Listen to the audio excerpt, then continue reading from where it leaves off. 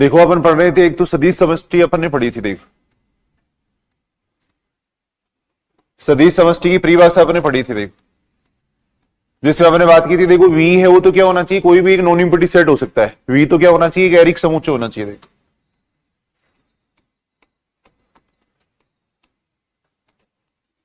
F है वो क्या होना चाहिए, कोई क्षेत्र होना चाहिए। देखो फील्ड होना चाहिए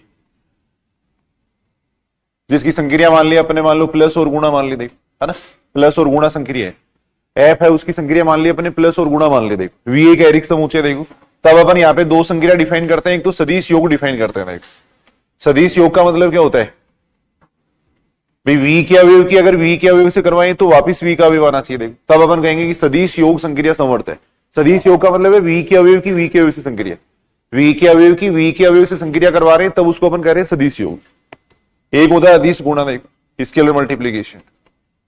अदिश गुणा का मतलब क्या है, अगर अपन v के अवयव की f के अवयव से संक्रिया करवाएं तो वापिस क्या आना चाहिए, v का अवयव आना चाहिए। तब अपन कहेंगे कि अदिश गुणा संक्रिया समवर्त है। देखो अगर ये दोनों नियम लग जाते हैं तब अपन चेक करेंगे कि v इसके साथ में मिलकर सदिश समष्टि बनाता है या नहीं बनाता। तो उसके लिए 5 नियम अपन ने और पढ़े थे। देखो पहली बात तो v है वो क्या होना चाहिए, सदिश योग संक्रिया के लिए अबेलियन ग्रुप होना चाहिए। तो सदिश योग संक्रिया के लिए अबेलियन v है वो सदिश v है वो सदिश योग संक्रिया के लिए क्या होना चाहिए, अबेलियन ग्रुप होना चाहिए। देखो V है वो सदिश योग संक्रिया के लिए क्या होना चाहिए, अबेलियन ग्रुप होना चाहिए। उसके बाद में अपने देखो साचरीयता, बंटनता, उस टाइप की 4-5 गुणधर्म और देखे थे। देखो है ना, तब अपने बात की थी कि VF है वो एक सदिश समष्टि होती है। स्टैंडर्ड एग्जांपल देखें तो सदिश समष्टि के एग्जांपल अपने क्या देखे थे, अपने बात की थी कि प्रत्येक क्षेत्र अपने उप क्षेत्र पे क्या होता है, सदिश समष्टि होता है। प्रत्येक क्षेत्र अपने उप क्षेत्र, बेटा उसको कर देना, बंद कर देना। प्रत्येक क्षेत्र अपने उप क्षेत्र पे क्या होता है, सदिश समष्टि होता है। देखो जैसे अपने बात की थी कि देखो एफ है वो के साथ में मिलकर क्या बनाएगा, सदिश समष्टि बनाएगा। देखो तो उसमें एग्जांपल की अपने बात की थी। देखो भी प्रत्येक क्षेत्र है वो अपने उप क्षेत्र के साथ में मिलकर क्या बनाता है, सदिश समष्टि बनाता है। प्रत्येक क्षेत्र अपने उप क्षेत्र पे क्या होता है, सदिश समष्टि होता है। ये अपन बात कर रहे थे। देखो तो अगर अपन क्यू की बात करें तो क्यू के उप क्षेत्र कौन कौन है, क्यू का उप क्षेत्र केवल क्यू होगा। भाई प्रत्येक क्षेत्र का कम से कम एक उप क्षेत्र तो होता ही होता है। प्रत्येक क्षेत्र का कम से कम एक उप क्षेत्र होता है ना। तो क्यू का उप क्षेत्र एक तो क्यू हो जाएगा। आर की अगर अपन बात करें तो आर के उप क्षेत्र कौन कौन है, क्यू और आर है। देख सी के अगर उप क्षेत्र देखें तो कौन कौन से, क्यू आर और सी है। ये है। देख तो अपन देख सकते हैं, देखो क्यू क्यू के साथ में मिलकर हमेशा एक सदिश समष्टि बनाएगा। देख ऐसे अगर अपन बात करें तो आर है वो क्यू के साथ में मिलकर भी सदिश समष्टि बनाएगा। ये तो वी ले रहे हैं, ये अपना एफ ले रहे हैं। देख प्रत्येक क्षेत्र अपने उप क्षेत्र पे सदिश समष्टि होता है, यानी एफ है वो किस पे सदिश समष्टि होता है, के पे सदिश समष्टि होता है। देख तो आर है वो क्यू पे सदिश समष्टि होगा। ऐसे ही अपन देखें तो आर आर के साथ में मिलकर भी क्या बनाता है, सदिश समष्टि बनाता है। ऐसे ये जो सी है वो इन तीनों के साथ में मिलकर सदिश समष्टि बनाता है। यानी सी है वो क्यू पे सदिश समष्टि हो जाएगा, सी आर पे सदिश समष्टि हो जाएगा, ऐसे ही सी सी पे सदिश समष्टि हो जाएगा। ये सारी क्या है, सदिश समष्टि है। तो स्टैंडर्ड एग्जाम्पल अपने पढ़ लिए थे, उसके बाद में अपन पढ़ रहे हैं सदिश उप समष्टि। देख यहां तक लिख लिया था ना सब लोगों ने, एग्जाम्पल अपने कर लिए थे सदिश समष्टि के। देख उसके बाद में सदिश उप समष्टि।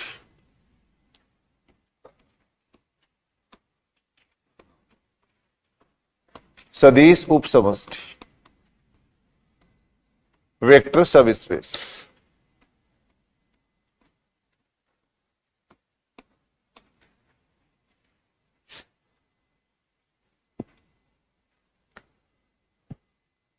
सदिश उप समष्टि वेक्टर सब स्पेस।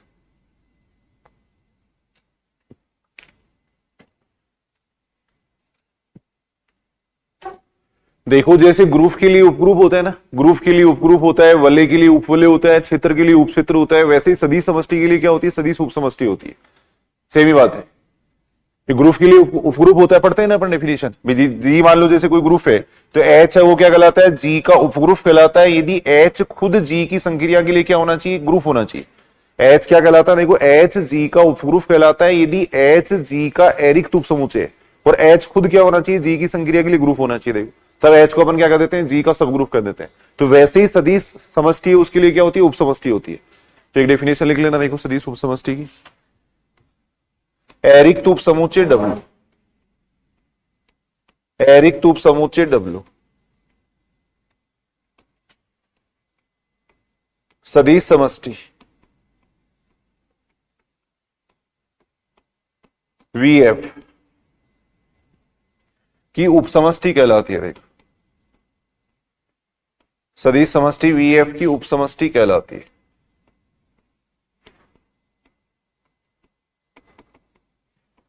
यदि W स्वयं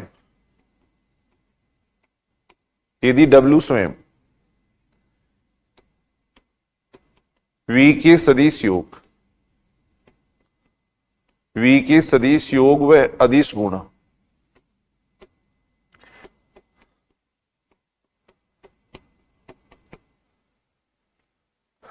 यदि W स्वयं V के सदिश योग व अदिश गुण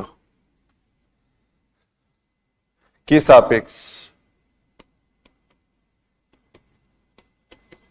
क्षेत्र F पर सदिश समष्टि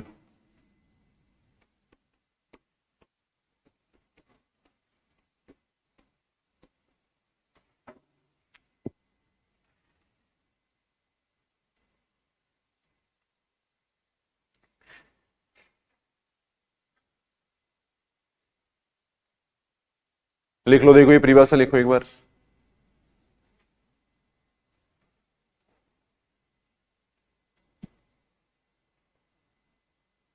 सेम वही डेफिनेशन है जो वलय के लिए अपने उपवलय की डेफिनेशन लिखी थी, क्षेत्र के लिए उपक्षेत्र की डेफिनेशन लिखी थी, सेम वैसी वैसी डेफिनेशन है।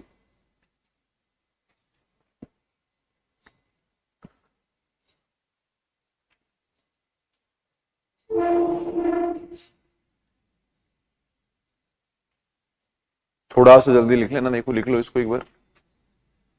क्या डेफिनेशन है सुनेंगे, देखो एरिक्त उप समुच्चय, यानी W क्या होना चाहिए, V का एक एरिक्त उप समुच्चय होना चाहिए।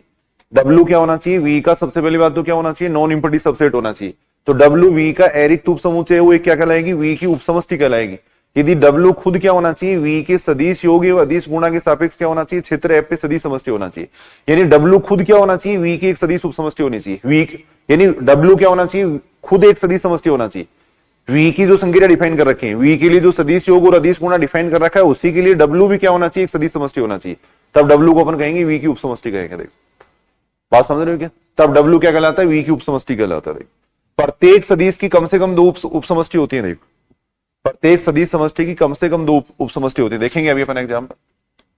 प्रत्येक सदिश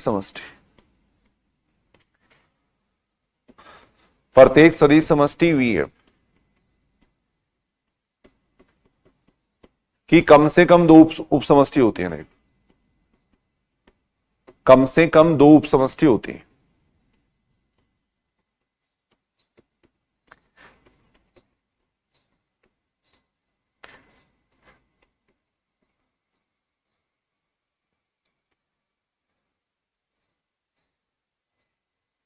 एक तो अपन ले सकते हैं, देखो जीरो ले सकते हैं। W बराबर ले लिया अपने जीरो। जीरो वो सदिश समष्टि होती है, नहीं होती। फिर V की अगर अपन बात करें, V के अंदर जीरो तो हो गई। V खुद एक प्लस संक्रिया के लिए अबेलियन ग्रुप होता है। V खुद एक प्लस संक्रिया के लिए अबेलियन ग्रुप होगा तो उसके अंदर क्या होगी, शून्य अवयव तो हो गई। और उस शून्य अवयव को ले लेंगे तो वो हमेशा प्लस और गुणा के साथ में मिलकर क्या बना देगा, एक सदिश समष्टि बना देगा। देखो सबसे पहले अपन ने बात की थी कि ये सबसे छोटी सदिश समष्टि है। फिर केवल अगर अपन जीरो की भी बात करें तो जीरो भी हमेशा क्या होती है, एक सदिश समष्टि होती है। तो एक तो कम से कम इसकी सदिश समष्टि ये हो जाएगी। देखो जिसको अपन कहते हैं शून्य सदिश समष्टि कहते हैं। ये तो शून्य सदिश समष्टि है। देखो एक अपन V को खुद को ले लेंगे। देखो V का उपसमुच्चय हो जाएगा तो एक V स्वयं ले लेंगे। देखो एक V खुद ले लेंगे। तो प्रत्येक सदिश समष्टि की कम से कम दो उपसमष्टि होती है। एक तो देखो जीरो और एक V, कम से कम दो उपसमष्टि तो होती है। देखो जिन्हें अपन क्या कहते हैं, तुच्छ, निरर्थक या विषम उपसमष्टि कहते हैं।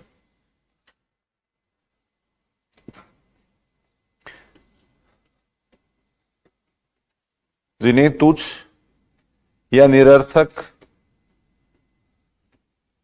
या विषम उपसमष्टि कहते हैं।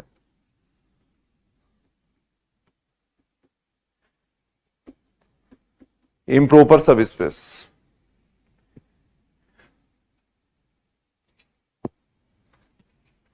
इम्प्रॉपर सबस्पेस कहते हैं।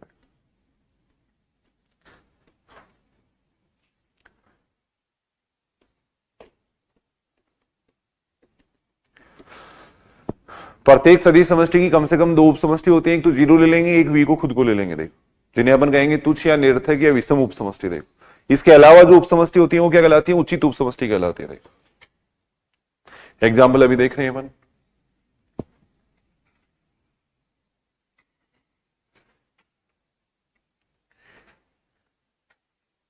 इनके अतिरिक्त वीएफ की उपसमष्टि,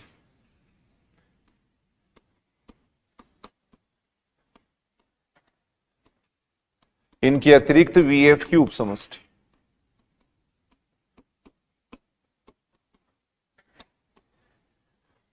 उचित उपसमष्टि कहलाती।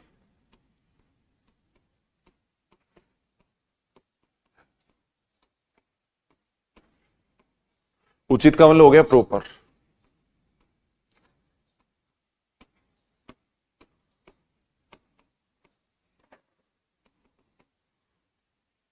इनके अलावा जो वीएफ की उपसमष्टि होंगी वो क्या कहलाती है? उचित उपसमष्टि कहलाती है।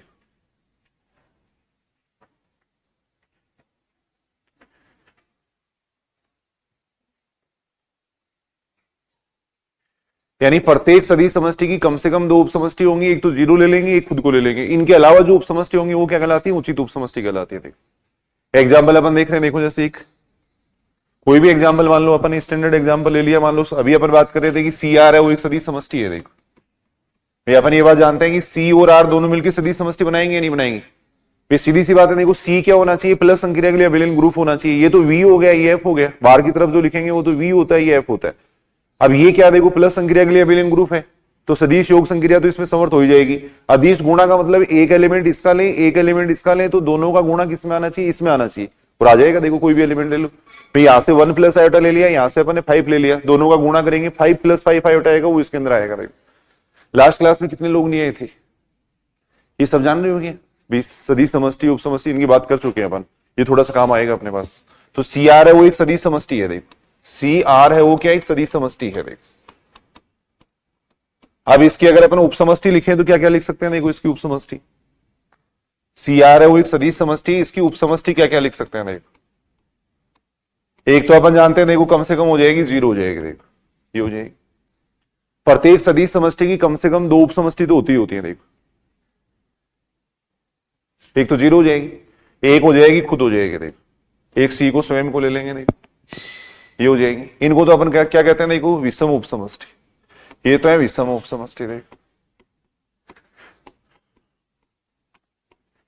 इनके अलावा जो उपसमष्टि होंगी उनको अपन कहेंगे उचित उपसमष्टि। तो इसके अलावा और कौन कौन सी उपसमष्टि हो सकती है?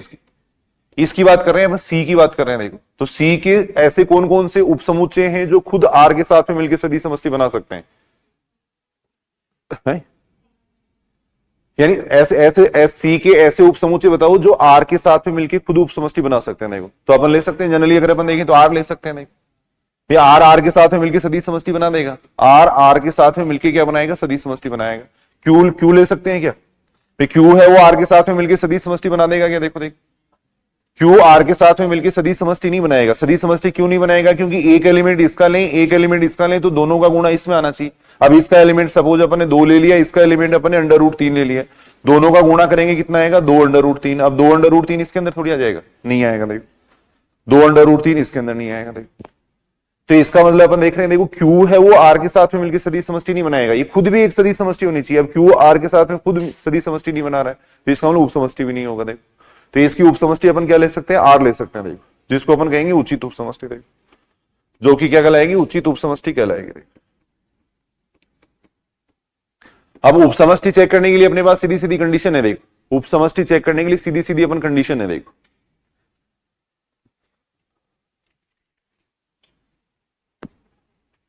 दो तीन थ्योरम है, उनमें से एक थ्योरम अपन काम में लेंगे। देखो थ्योरम तीनों स्टेटमेंट तीनों याद कर लेना।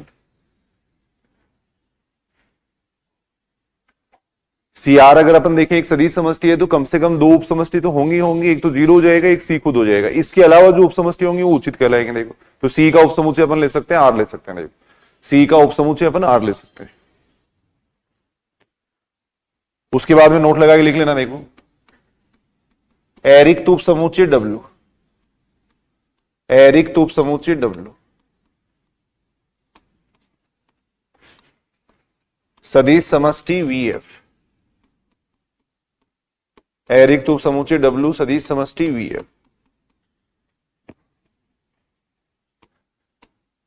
की उपसमष्टि होगी। देख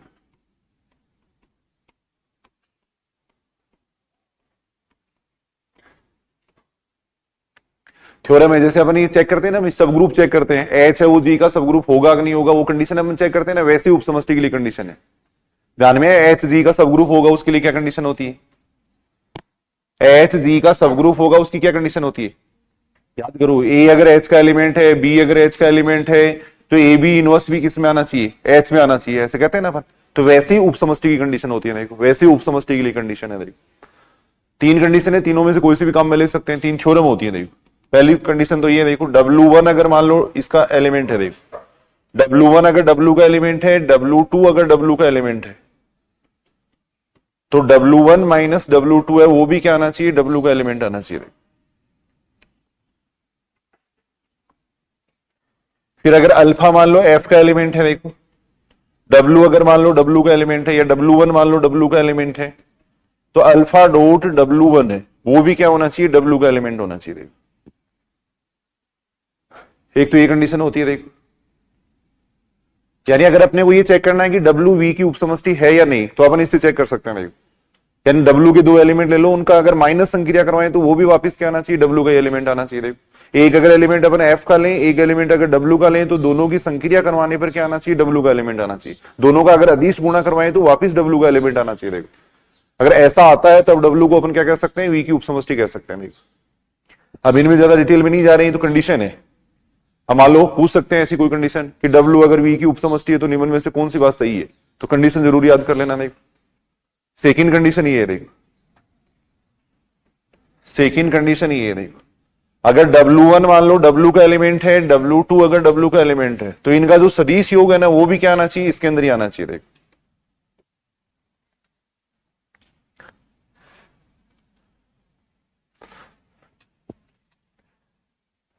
W1 अगर W का एलिमेंट है, W2 अगर W का एलिमेंट है, तो ये भी वापस क्या होना चाहिए, W का एलिमेंट होना चाहिए। देखो ऐसे अगर अल्फा F का एलिमेंट है, W1 अगर W का एलिमेंट है, तो अल्फा डॉट W1 है वो भी क्या होना चाहिए, W का एलिमेंट होना चाहिए। देखो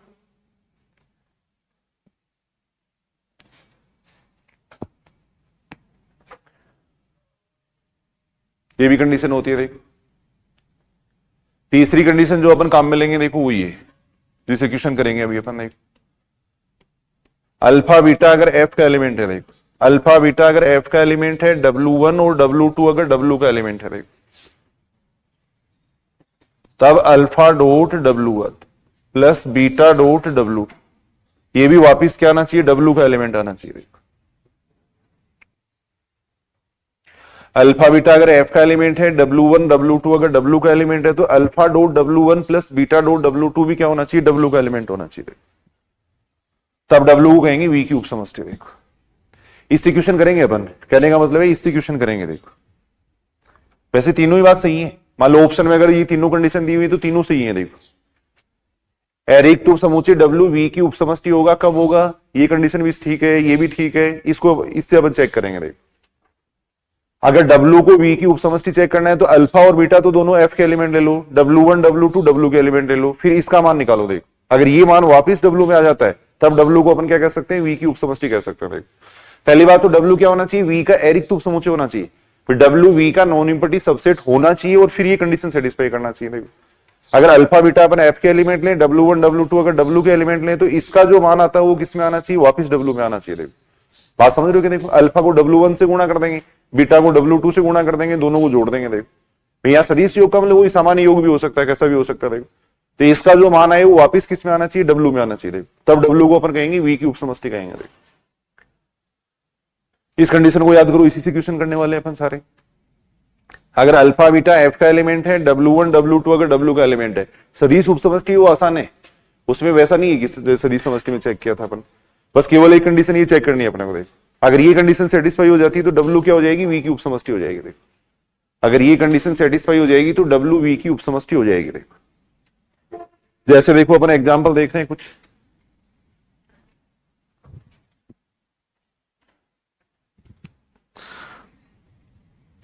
एक सदिश समष्टि में ले रहा हूं। देखो एग्जांपल अपन देख रहे हैं, एक सदिश समष्टि ले लिया अपन ने V3R, सदिश समष्टि ले रहे हैं अपन V3R ले रहे हैं। देखो V3R का मतलब समझ रहे हो क्या, बताओ देखिए क्या मतलब होगा V3R का। V3R का मतलब है इसके अंदर 3 टपल्स वाले एलिमेंट होंगे। देखो V3R का मतलब होता है इसके अंदर 3 टपल्स वाले एलिमेंट है, इस टाइप के एलिमेंट होंगे इसके अंदर देखो, और ये सारे किसके एलिमेंट होंगे, R के एलिमेंट होंगे। देखो A1 A2 A3 ये सारे किसके एलिमेंट होंगे, R के एलिमेंट होंगे। देखो ये अपन देख रहे हैं। अब अपन ये बात जानते हैं, देखो V3R है वो एक सदिश समष्टि होती है। V3R का मतलब इसके अंदर 3 टपल्स वाले एलिमेंट है, तो इस टाइप के अगर अपन एलिमेंट लेते हैं तो वो सदिश समष्टि होती है नहीं होती है। बात की थी ना अपन ने VNF की बात की थी, देखो अपन ने बात की थी VNF की बात की थी, ये हमेशा एक सदिश समष्टि होगी। देखो VNF का मतलब इसके अंदर अगर अपन n टपल्स वाले एलिमेंट ले रहे हैं, देखो n टपल्स वाले एलिमेंट ले रहे हैं, A1 A2 AN ये सारे किसके एलिमेंट होने चाहिए, फील्ड के एलिमेंट होने चाहिए। देखो तभी हमेशा क्या बनाती है, एक सदिश समष्टि बनाती है। सामान्य सदिश योग और अदिश गुणा के लिए क्या बनाती है, एक सदिश समष्टि बनाती है। देखो तो ये पहले अपन बात कर चुके हैं। देखो ये अपन एक सदिश समष्टि ली है। देखो अब अपन ये चेक कर रहे हैं, इसकी सदिश उपसमष्टि चेक कर रहे हैं। देखो पहला एग्जांपल मैं ये लिख रहा हूं, देखो तब निम्न में से, ऐसे लिख देते हैं, क्वेश्चन लिख देते हैं, तब निम्न में से कौन सी सदिश उपसमष्टि है। देखो कौन सी सदिश उपसमष्टि है,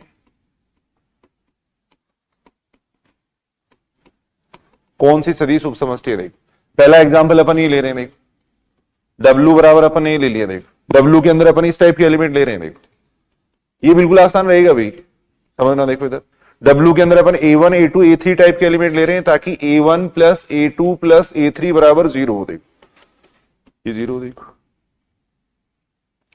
आपने वो ये चेक करके बताना है कि W इसकी उपसमष्टि है या नहीं। देखो W इसकी उपसमष्टि है या नहीं, वो अपने को चेक करना है। देखो बात समझ रहे हो क्या। देखो सदिश समष्टि V3R तो एक सदिश समष्टि हो गई, W बराबर अपन ने लिया। देखो अब यहां पे इसके अंदर तो देखो सारे A1 A2 A3 टाइप के जितने भी ट्रिपलेट है ना, वो सारे आ रहे हैं इसके अंदर। तो देखो A1 A2 A3 कोई भी रियल नंबर हो सकता है, लेकिन यहां अपन ने कंडीशन दे दी। देखो इसके अंदर ऐसे A1 A2 A3 लेने हैं जिनको जोड़ने पे कितना बनना चाहिए, 0 बनना चाहिए। देखो तब बताओ कि ये WV की उपसमष्टि हो जाएगी क्या। अगर ये कंडीशन अपन लगा देते हैं तब WV की उपसमष्टि है क्या। तो पहली बात तो ये देखो, देखिए WV का उपसमुच्चय है क्या। इसमें जितने भी कर्मित युग्म आएंगे वो इस टाइप के कर्मित युग्म ही तो आएंगे।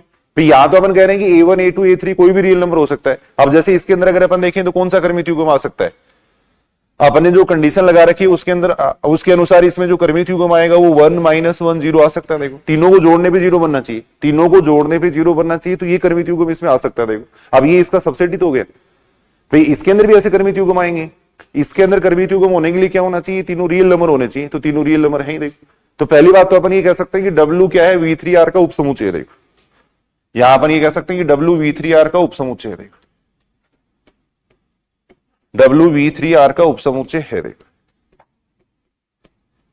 उपसमुच्चय होने के लिए पहले तो क्या होना चाहिए, उपसमुच्चय होना चाहिए। तो उपसमुच्चय तो दिया हुआ आएगा हमेशा। देखो जो भी समुच्चय अपने को देंगे उपसमुच्चय देंगे। देखो अब जो सेकंड कंडीशन अपने पढ़ी थी वो अपन चेक करेंगे। देखो और वो चेक करना बिल्कुल आसान है। देखो सबसे पहले अल्फा और बीटा दोनों F के एलिमेंट मान लो। F यहां पे अपने क्या ले रखा है, R ले रखा है। देखो तो अल्फा और बीटा मान लो। देखो सपोज अल्फा बराबर मान लेते हैं अपन 2 मान लेते हैं, बीटा बराबर 3 मान लेते हैं। देखो ये अपन ने किसके एलिमेंट लिए, F के एलिमेंट लिए या R के एलिमेंट लिए। देखो यहां अगर अपन देखें तो F बराबर R है, F बराबर R है। देखो अल्फा का मान 2 ले लिया, बीटा का मान 3 ले लिया। देखो अब इसके 2 एलिमेंट ले लो, W1 और W2।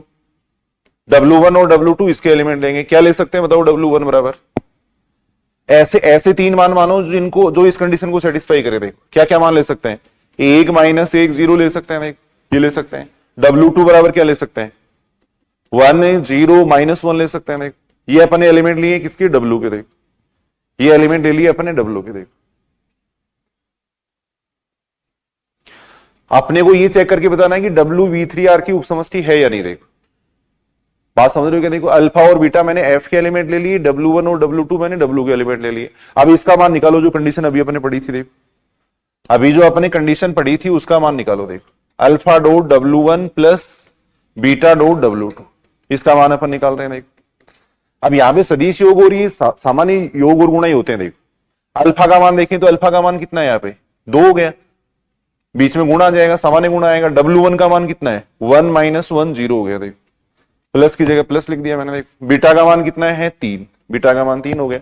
W2 का मान कितना हो जाएगा, 1 0 -1 हो जाएगा। देखो अब इसको सॉल्व करो, इसको सॉल्व करने पे जो एलिमेंट आता है वो W में आना चाहिए। देखो इसको सोल्व करने पे जो एलिमेंट आएगा वो अगर W में आ जाएगा तब W क्या होगी, V की उपसमष्टि होगी। देखो देखिए आ जाएगा क्या।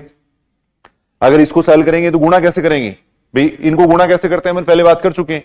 2 को इससे गुणा करेंगे तो यहां 2 आएगा, -2 आएगा, 0 आएगा। देखो 3 को अंदर गुणा करेंगे तो 3 0 -3 आएगा। देखो ये आएगा। अब इन दोनों क्रमित युग्मों को जोड़ेंगे तो कैसे जोड़ेंगे, पहले एलिमेंट में पहला एलिमेंट जोड़ेंगे, ये 5 हो गया। देखो -2 में 0 जोड़ेंगे, 0 में -3 जोड़ेंगे। देखो ये आएगा। देखो अब ये एलिमेंट W में होना चाहिए। देखो ये जो एलिमेंट है वो अगर W में आ जाएगा तो W क्या हो जाएगी, V3R की उपसमष्टि हो जाएगी। देखो देखिए W में आ जाएगा कि एलिमेंट भाई तीनों को अगर अपन जोड़े यहाँ पे A1 + A2 + A3 का मान अगर मैं निकालूं तो इसका मान कितना आ रहा है, 5 -2 -3 यानी 0 आ रहा है। देख तो इसका मतलब ये जो एलिमेंट है वो किससे बिलोंग करेगा, W से बिलोंग करेगा। देख ये जो एलिमेंट है वो वापस किसके अंदर आ रहा है, W के अंदर आ रहा है। तो इसका मतलब W को अपन क्या कह सकते हैं, V3R की उपसमष्टि कह सकते हैं। ये साइड में लिख लेना। देख इसका मतलब W क्या हो जाएगी, V3R की उपसमष्टि हो जाएगी। देख W V3R की उपसमष्टि है। देख W V3R की उपसमष्टि है। देख ये अपन कह सकते हैं W क्या हो जाएगी, V3R की उपसमष्टि हो जाएगी। देखो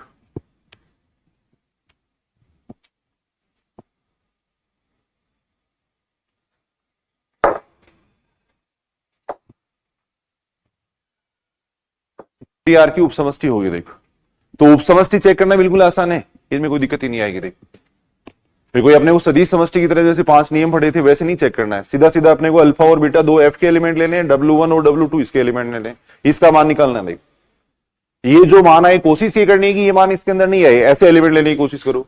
फिर भी अगर ये इसके अंदर आ जाता है तो इसका हम लोग कहेंगे कि W V3R की उपसमष्टि है। देखो W इसकी उपसमष्टि हो जाएगी। देखो 3-4 एग्जाम्पल अपन करके देख रहे हैं। देखो ऐसे सदिश समष्टि ली है अपने, देखो V3R का मतलब इसके अंदर 3 टपल्स वाले एलिमेंट है। देखो 3 टपल्स वाले एलिमेंट है, A1 A2 A3 किसके एलिमेंट है, R के एलिमेंट है। देखो अब ये अपने W लिया था। देखो तो पहली बात तो इसमें जितने भी एलिमेंट आएंगे वो सारे इसी के सबसेट होंगे। देखो इसी के अंदर होंगे सारे वो एलिमेंट।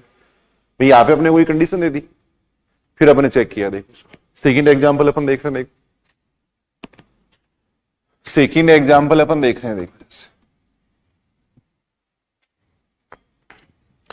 W बराबर अपने को ये दे रखा है। देखो W बराबर अपने को दे रखा है। देखो XYZ टाइप के एलिमेंट है। देखो इसमें जहां पे x - 3y + 4z बराबर है 0। देखो इस टाइप के एलिमेंट है। देखो XYZ टाइप के एलिमेंट है जहां पे x - 3y + 4z = कितना है, 0। देखो ये देखो अब चेक करके देखो। देखिए ये V3R की उपसमष्टि हो जाएगी क्या, पहली बात तो देखो सब इस पे ये सबसेट तो हो जाएगा ना, उसी टाइप के 3 टपल्स वाले एलिमेंट है इसके अंदर, तो वो तो चेक करने की जरूरत नहीं है।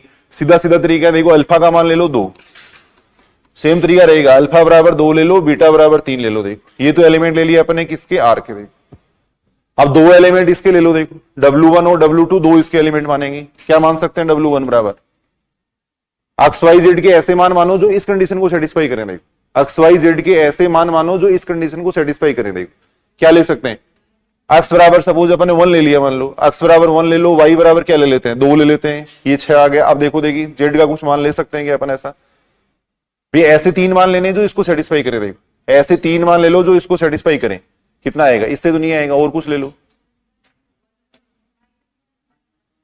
x का मान 1 ले लेते हैं, y का मान -1 ले लो, y का मान -1 लेंगे, कितना बनेगा, प्लस का 3 बन जाएगा क्या, y का मान -1 लेंगे, प्लस का 3, z का मान कितना ले लें, -1 ले लो। यानी अपन ले सकते हैं 1 -1 और क्या ले सकते हैं, -1 ले सकते हैं, और ले लो W2 कोई। W2 बराबर ले रहे हैं अपन, जैसे मान लो ले लिया 1 3 2 ले लेते हैं, 1 3 2 ले लो, कोई भी 3 मान देखने अपने, ऐसे मान देखो जो इस कंडीशन को सेटिस्फाई करें। देखो ये हो जाएगा ना या नहीं होगा, x की जगह अपने 1 कर दिया, यहां -9 हो जाएगा। देखो 1 3 2। देखो अब ये एलिमेंट अपने किसके माने, देखो W के माने। देखो कोई भी 3 एलिमेंट ले सकते हो आप, और कोई एलिमेंट ले लो। भी ऐसे 3 मान मानने जो इस कंडीशन को सेटिस्फाई करें। देखो ऐसे 3 मान मानने जो इस कंडीशन को सेटिस्फाई करे। देखो ये बात समझ रहे हो क्या। देखो अब इसका मान निकालो, alpha W1, alpha dot W1 plus beta dot W2, इसका मान निकाल रहे हैं। अल्फा का मान कितना हो गया, यहाँ पे 2 हो गया। देखो W1 का मान है 1 -1 -1, बीटा का मान कितना हो गया, देखो 3, W2 का मान हो गया 1 3 2, ये हो गया। देखो अब इसको सोल्व कर लो। देखो अब इसको सोल्व करेंगे। देखो अब थोड़ा मैं शॉर्ट में सोल्व कर रहा हूं, देखो सुनेंगे इधर कैसे गुणा करते हैं इसको। या चलो एक बार ऐसे कर लो, 2 को अंदर गुणा करेंगे या 2 -2 -2 आएगा, देखो 3 को अंदर गुणा करेंगे 3, ये कितना आ जाएगा 9, ये कितना आ जाएगा 6 आ जाएगा, देखो।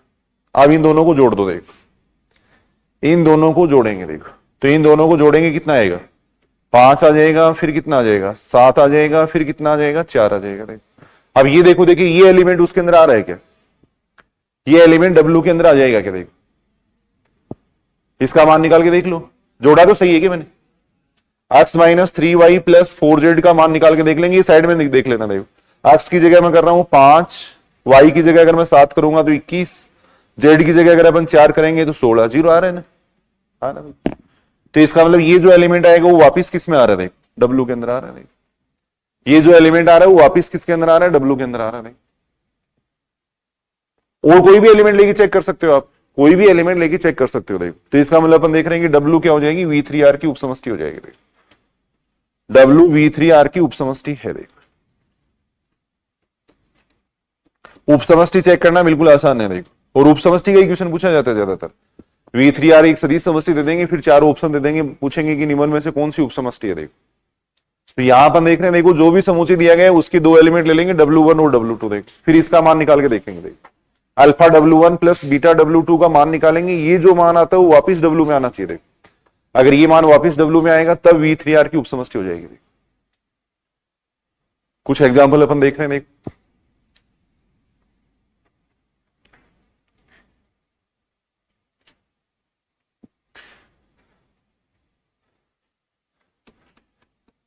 उसी क्वेश्चन के अंडर में करना है अपन, देखो W बराबर ले लिया मैंने, ये ले लिया, देखो इस टाइप के कर्मित युग्म लिए मैंने, A1 बराबर ले लिया मैंने 1 ले लिया, देखो W बराबर अपन ने ये लिया, देखो A1 बराबर ले लिया 1 ले लिया, देखो देखते ही पता लग जाएगा, थोड़ी अगर प्रैक्टिस कर लेंगे देखते ही पता लग जाएगा, देखो अब यहां जैसे अपने अल्फा बराबर ले लिया, अल्फा बीटा कुछ भी ले लो, अल्फा बराबर 2 ले लो, बीटा बराबर 3 ले लिया आपने, देखो ये ले लिया। W1 बराबर क्या लें, अब यहां पे देखो कंडीशन क्या दे रखी है, A1 का मान 1 होना चाहिए, A2 A3 कोई भी रियल नंबर हो सकते हैं, तो A1 का मान 1 ले लिया, इसका मान ले लेते हैं 2 और 3, देखो W2 बराबर ले लिया अपने, A1 का मान 1 होना चाहिए, ये कुछ भी ले सकते हैं अपन, 3 और 4 ले लिए, देखो ये सारे एलिमेंट हैं किसके, W के, देखो ये एलिमेंट W के हो गए, देखो अपने को यहां कंडीशन दे रखी है कि ऐसे कर्मित युग्म है जिनका पहला जो एलिमेंट है वो क्या है 1 है, देखो अब इसका मान निकालो, देखो alpha dot W1 + beta dot W2 का मान निकालेंगे, देखो इसका मान निकालो, देखो अल्फा का मान कितना हो जाएगा 2, W1 का मान है 1 2 3, देखो बीटा का मान 3 है, इसका मान हो जाएगा 1 3 4 हो जाएगा, देखो ये हो जाएगा,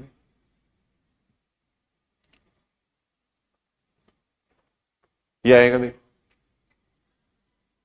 अब इसको सोल्व करो, देखिए सोल्व अब सीधा कर सकते हैं, देखो अपन इसको इससे गुणा करेंगे और इसको इससे गुणा करेंगे, फिर जोड़ेंगे, कितना आएगा 5 आएगा, देखो कर्मित युग्म को ऐसे तो गुणा करते हैं, इसको अंदर गुणा कर देंगे, इसको अंदर गुणा कर देंगे, फिर जोड़ेंगे, यहां जोड़ेंगे 4 आएगा, यहां 9 यानी कितना आएगा 13 आएगा, देखो यहां 6 आएगा, यहां पे कितना आएगा 12 यानी कितना आएगा 18 आएगा, देखो अब ये जो एलिमेंट आ रहा है वो W में आ रहा है कि, देखो देखिए नहीं आ रहा है, देखो ये एलिमेंट W में नहीं है, देखो तो इसका मतलब W V3R की उपसमष्टि नहीं है भाई, ये एलिमेंट इसके अंदर क्यों नहीं है, क्योंकि पहला एलिमेंट 1 नहीं है, देखो इसका पहला एलिमेंट है वो 1 नहीं है, देखो यहां अगर अपन देखें तो A1 का मान आ रहा है 5 यानी नॉट इक्वल टू 1 आ रहा है, देखो तो इसका मतलब W V3R की उपसमष्टि नहीं है, देखो W V3R की उपसमष्टि नहीं है, देखो ये अपन देख रहे हैं, 2-3 एग्जाम्पल में लिख रहा हूं, बताओ इनमें से कौन सी उपसमष्टि हो सकती है, देखो देखिए सीधा देखने से पता लग जाएगा, इनमें देखने से ही पता लगेगा, देखो यहां अपन देख रहे हैं W V3R की उपसमष्टि नहीं होगी, देखो W V3R की उपसमष्टि नहीं है, देखो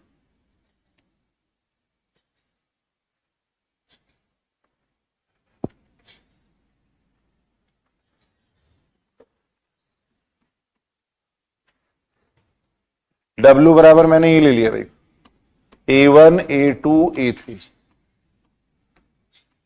जहां पे A1 A2 A3 ये सारे क्या है प्री में रेशनल नंबर है, भाई एक साथ ही लिख रहा हूं मैं दो तीन।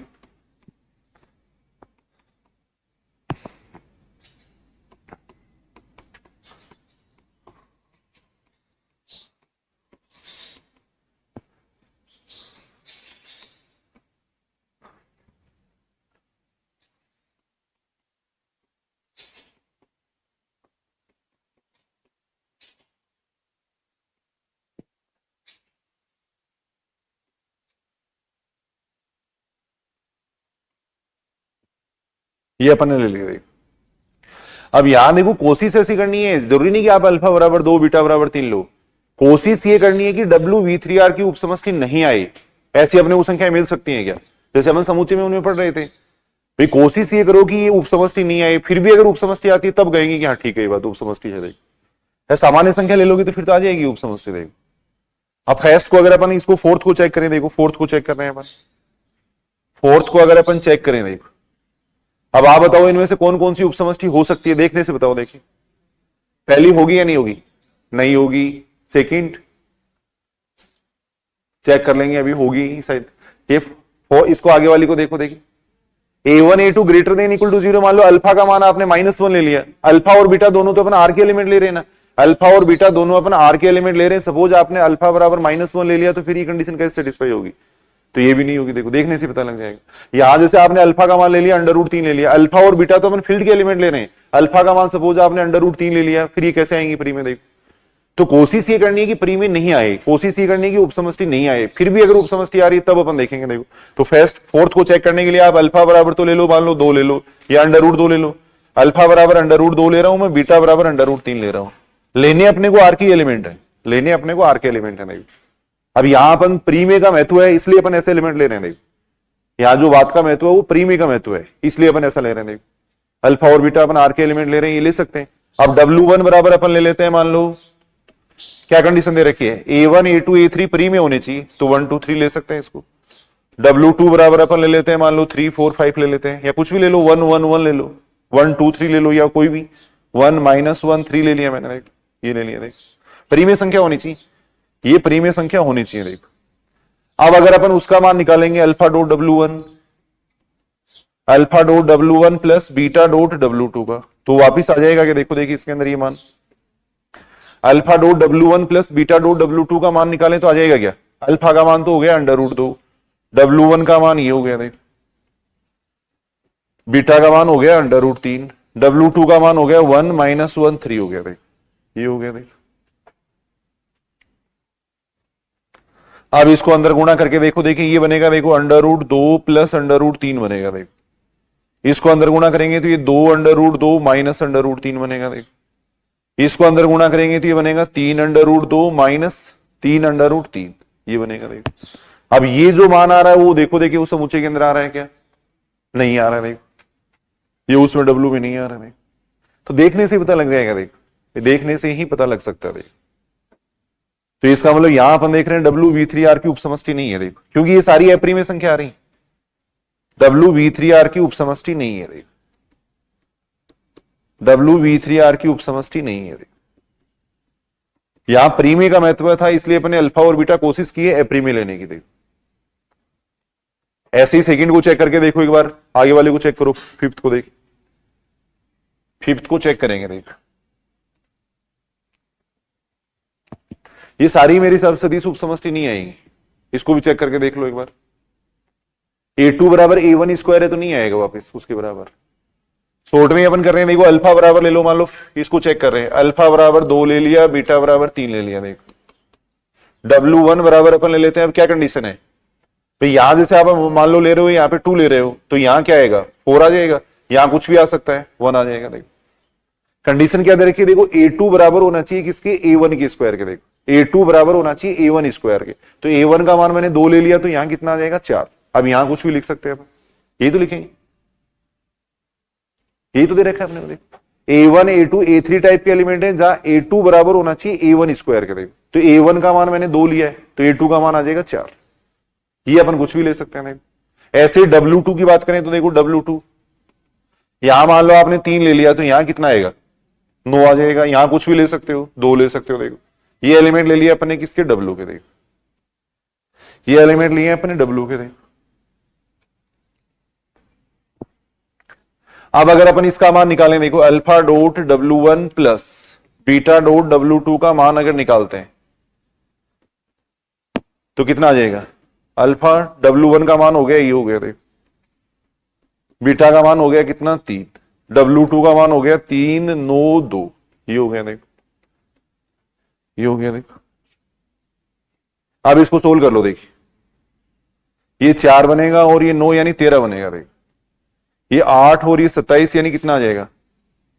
सही है ना, ये 8 बनेगा, ये 27 यानी 35 बनेगा देखो, ये 2 बन गया, ये कितना बन रहा है 6 यानी 8 बन रहा है देखो। अब ये देखो, देखिए ये एलिमेंट आ जाएगा कि इसके अंदर भाई A2 बराबर A1 स्क्वायर वाला नियम लग रहा है कि इसके अंदर नहीं लग रहा है देखो, क्योंकि यहां अपन देख रहे हैं देखो A2 बराबर A1 स्क्वायर वाला नियम नहीं लग रहा है देखो। 35 है वो 13 के स्क्वायर के बराबर थोड़ी है, 35 है वो 13 के स्क्वायर के बराबर नहीं है देखो, तो इसका मतलब ये उपसमष्टि नहीं है देखो, यहां पर कह सकते हैं कि उपसमष्टि नहीं है देखो। ऐसे आगे वाली भी नहीं होगी उपसमष्टि, ये अल्फा का मान नेगेटिव ले लेंगे, अल्फा और बीटा दोनों नेगेटिव ले सकते हैं वहां पे देखो, अल्फा और बीटा अगर दोनों नेगेटिव ले लेंगे तो फिर उपसमष्टि नहीं आएगी देखो, तो तीनों ही उपसमष्टि नहीं है लिख दो, उसके शॉर्ट में लिख दो उपसमष्टि नहीं है वो भी, आगे वाली भी उपसमष्टि नहीं होगी, क्योंकि अल्फा का मान -1 ले सकते हो वहां पे आप, अल्फा का मान अगर -1 ले लेंगे, बीटा का मान -2 ले लेंगे, तो फिर कैसे आएगा A1 A2 greater than equal to 0? समझ रहे हो या नहीं बात? देखो ऐसे अपन देख सकते हैं,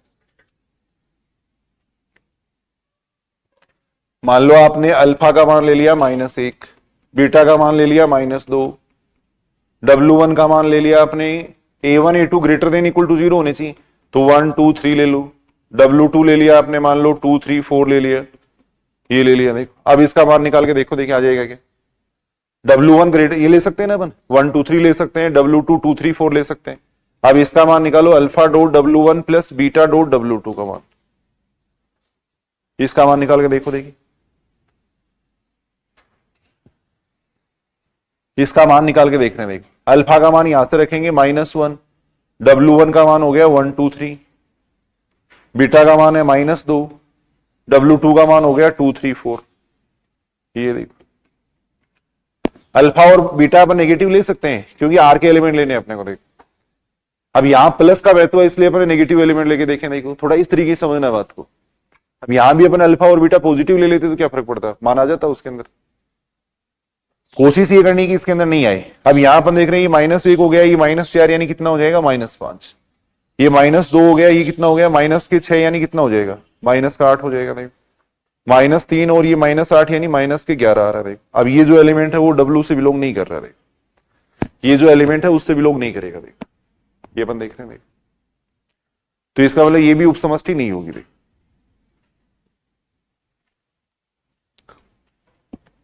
बहुत सारे एग्जाम्पल हैं ऐसे, देखो एक एग्जाम्पल क्वेश्चन और लिख देता हूं, वैसे ही चेक करना, आप खुद करके देखना बाद में, ऐसे एग्जाम्पल पूछे जा सकते हैं देखो, ऐसे एग्जाम्पल चेक करने पूछे जा सकते हैं देखो।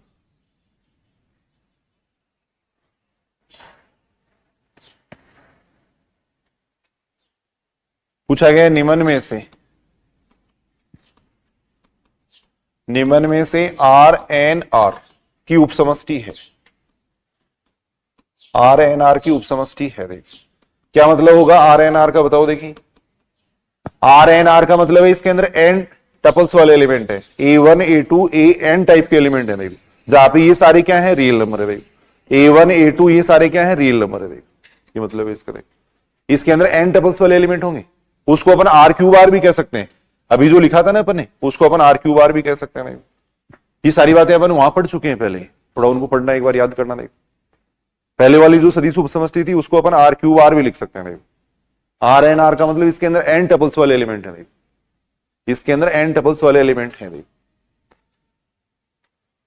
पहला ऑप्शन ये दे रखा है, देखो आपने को पूछा गया कि निम्न में से कौन सी उपसमष्टि है, देखो RnR की उपसमष्टि कौन सी है, देखो पहला ये दे रखा है, देखो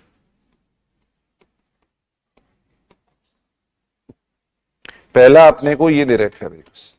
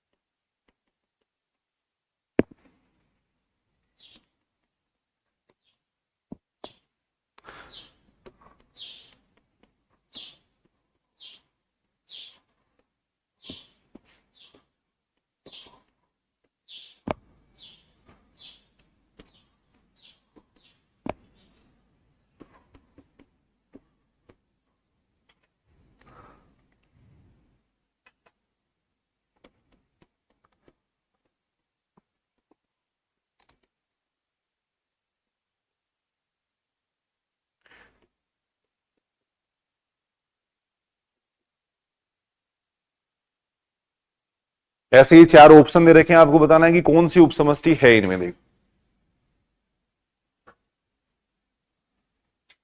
कौन सी इनमें से उपसमष्टि है। देखो पहली देखें तो नहीं होगी, साफ साफ भी कह सकते हैं x1 greater than equal to 0। मान लो अल्फा का मान नेगेटिव ले लोगे तो फिर कैसे आएगा। देखो ए प्रीमी x1 ए प्रीमी x1 x2, मान लो x1 ए प्रीमी है।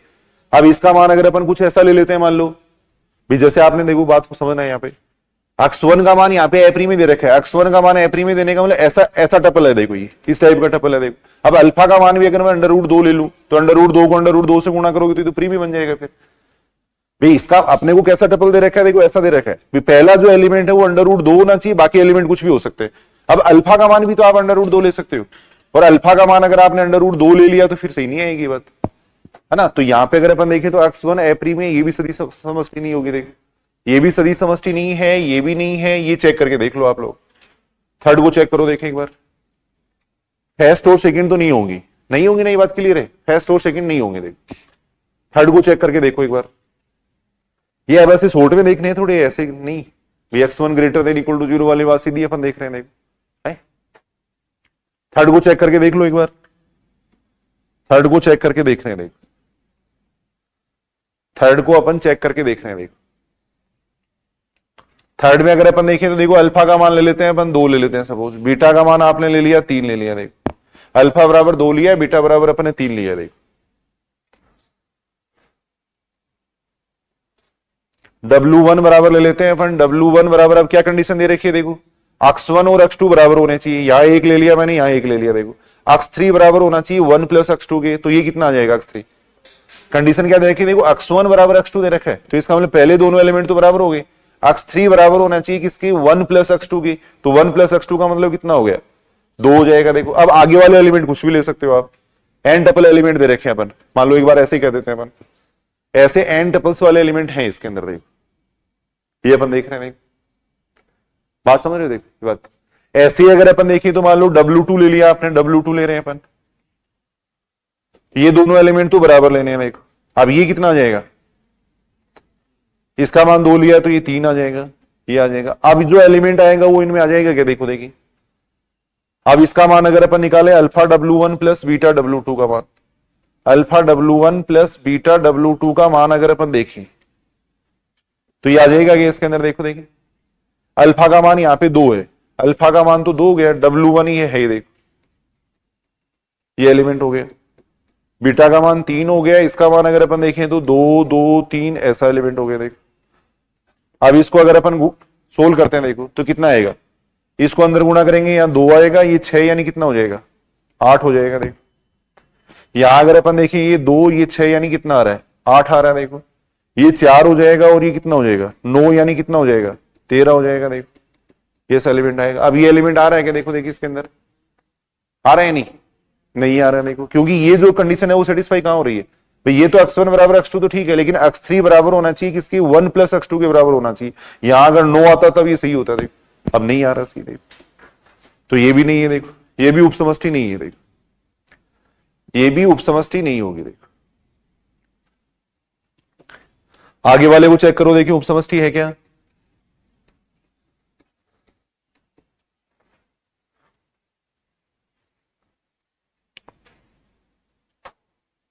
आगे वाले को चेक करके देखो, देखिए उपसमष्टि है क्या।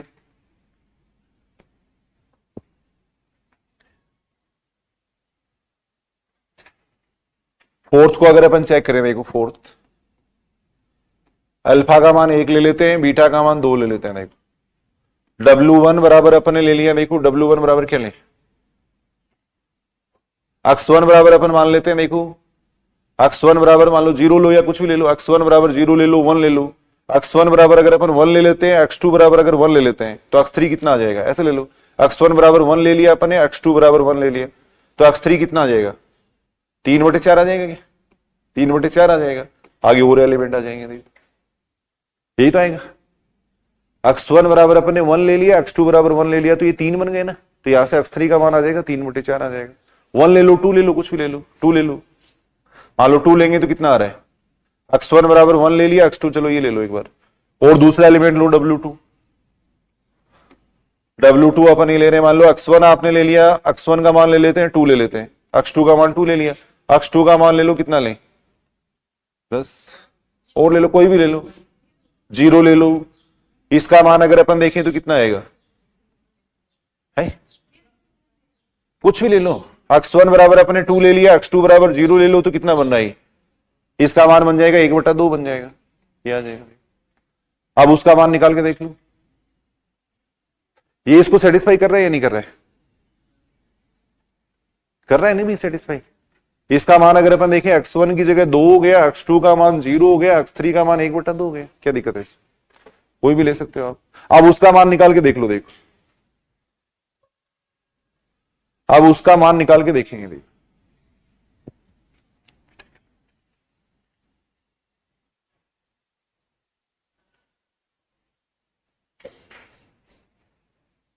इसका मान निकाल के देखो, देखिए alpha dot W1 plus beta dot W2, इसका मान निकाल के देखो कितना आ रहा है, अल्फा का मान 1 हो गया, W1 का मान ये हो गया, देखो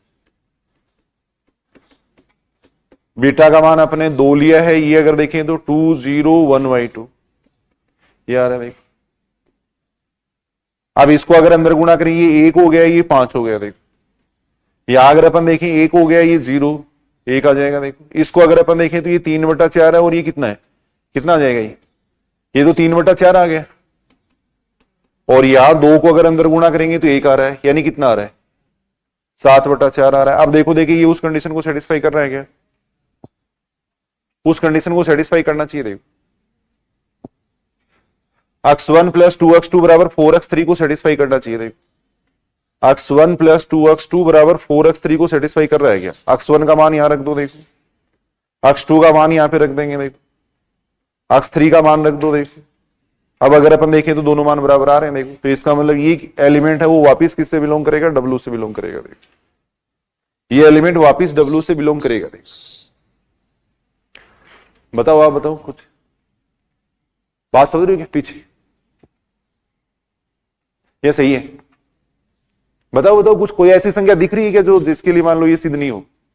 भाई अपने को कोशिश क्या करनी है, अपने को कोशिश ये करनी है कि ऐसी संख्या अपने को मिल जाएगी जिसके लिए ये नहीं आए, फिर भी अगर आएगा तब अपन मानेंगे कि हाँ ठीक है चलो ये उपसमष्टि है। देख टेस्ट का मतलब यही तो होता है, पहले भी अपने देखा था भाई संबंध, और वहां पढ़ा था भाई, वहां भी अपने बात की थी, कोई अगर टेस्ट ले रहे हो तो टेस्ट का मतलब ऐसे क्वेश्चन पूछोगे अगले को नहीं आए, देख फिर भी अगर आ रहे हैं तो इसका मतलब वो सफल बताएंगे उसको। फिर तो वही यहाँ पर जैसे अपन प्री में मान लो चेक करने हैं, प्री में चेक करने तो सीधा सीधा प्री में ले लोगी तब तो हो ही जाएगा, फिर वो कोशिश ये करोगी वो नहीं आए उसके अंदर। देखो अब यहाँ अपन ने कोशिश करके देखी थी, 0 भी लिया 1 भी लिया सब लिया अपन ने, लेकिन फिर भी आ रहा है W के अंदर। देखो तो इसका मतलब W क्या हो जाएगी, उपसमष्टि हो जाएगी। देखो इसका मतलब उपसमष्टि है, इसका मतलब ये उपसमष्टि है। देखो तो फोर्थ यहां सही रहेगा, देखो फोर्थ यहाँ पे सही है। देखो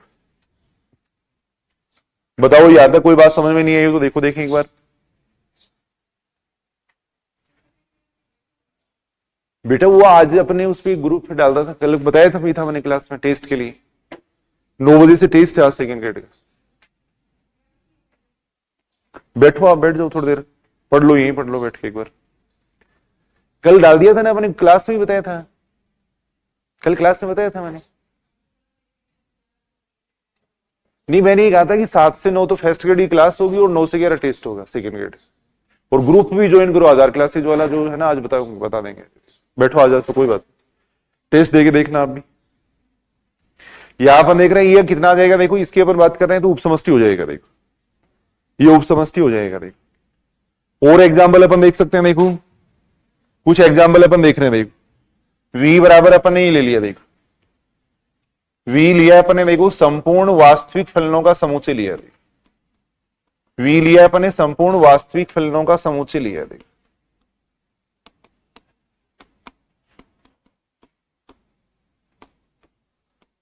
V ले लिया अपन ने संपूर्ण वास्तविक फलनों का समुच्चय। देखो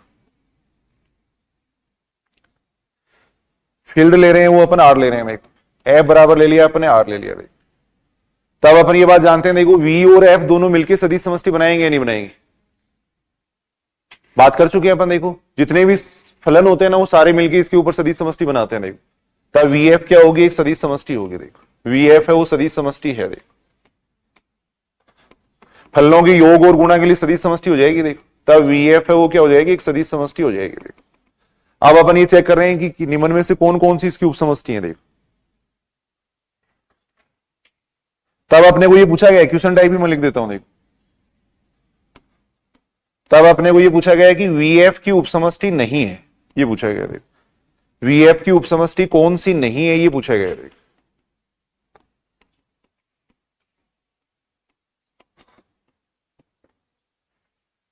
वी एफ की उपसमष्टि कौन सी नहीं है, ये पूछा गया। देखो पहला ऑप्शन यहां पे अपने को दे रखा है, देखो ये दे रखा है W1 बराबर ये दे रखा है। देखो W1 बराबर अपने को ये दे रखा है। W1 बराबर अपने को ये दे रखा है। W1 में ऐसे फिलन है। देखो बात समझ रहे हो कि W1 के अंदर कैसे फिलन है। देखो ऐसे फिलन है, यानी सम फिलन f माइनस एक्स बराबर एफ एक्स है। देखो W1 में अपने सम फिलन लिए है। देखो इसके अंदर ऐसे फिलन है, यानी विषम फिलन है। देखो इसके अंदर विषम फिलन है। देखो इसके अंदर ऐसे फिलन है जो प्रत्येक एलिमेंट की मैप है वो जीरो पे डिफाइन करते हैं। देखो जीरो फंक्शन भी कहते हैं इनको अपन, जीरो फंक्शन। देखो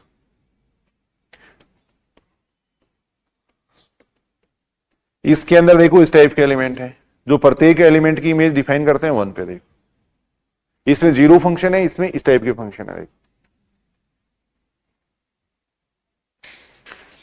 तब अपने को चेक करना है कि कौन सी इसकी उपसमष्टि नहीं है। देखो ये अपने को चेक करना है। देखो तब अपने को ये बताना है कि कौन सी उपसमष्टि नहीं है। देखो अब देखने से बता सकते हो आप। देखो कौन सी नहीं होगी, फोर्थ नहीं आएगी। एफ एक्स बराबर 1 है तो वो जोड़ने भी कैसे आएगा, अगर दो फंक्शनों को जोड़ोगे तो वन ही कैसे रहेगा, वो नहीं रहेगा वन, है ना। देख लो चाहिए एग्जांपल यहाँ पे सभी को अगर अपन चेक करें। देखो फर्स्ट को अपन चेक करें। देखो फर्स्ट को अपन चेक कर रहे हैं। देखो वैसे चाहे फंक्शन ले लो आप, अल्फा बराबर ले लेता हूं, मान लो मैं 1 ले लेता हूं, बीटा बराबर 2 ले लेता हूं। ये तो मैंने ले ली किसके एलिमेंट, आर के एलिमेंट। W1 का मान यहां से लो। देखो अब W1 चाहे वैसे एफ ले लो आप, या वैसे कोई समफलन मान लो चाहिए। फंक्शन अपने को कैसे डिफाइन कर रखा है, ऐसा फंक्शन आएंगे इसके अंदर जो समफलन होते हैं। तो W1 को चाहे आप समफलन मान सकते हो। कौन सा फंक्शन माने, W1 बराबर ले लेते हैं अपन एक्स स्क्वायर ले लेते हैं। चाहे वैसे आप एफ ले लो, जनरली एफ ले लो चाहिए, वैसे भी अपन ले सकते हैं। फिर W1 बराबर अपन एफ ले लिया। देखो W2 बराबर ले लिया अपने जी ले लिया। देखो जहां ये इस कंडीशन को सेटिस्फाई कर रहे हैं। देखो जहां एफ माइनस एक्स है वो तो डिफाइन कर रहा है किसको, एफ एक्स को। देखो और जी माइनस एक्स है वो किसके बराबर है, जी एक्स के बराबर है। देखो ऐसे भी आप चेक कर सकते हो, या वैसे दो समफलन ले लो चाहिए, वैसे आप चेक कर सकते हो। देखो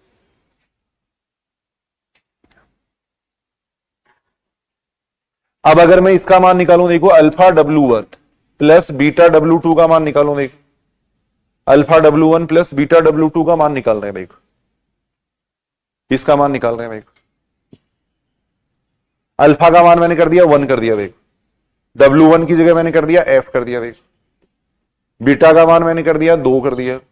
W2 का मान G हो गया। देखो ये आ गया। देखो alpha W1 plus beta W2 का मान इतना आया। देखो अब अपने को ये चेक करना है कि ये जो मान आ रहा है वो W में आएगा या नहीं आएगा। ये अपने को चेक करना है कि ये जो मान आएगा वो W में आएगा या नहीं आएगा।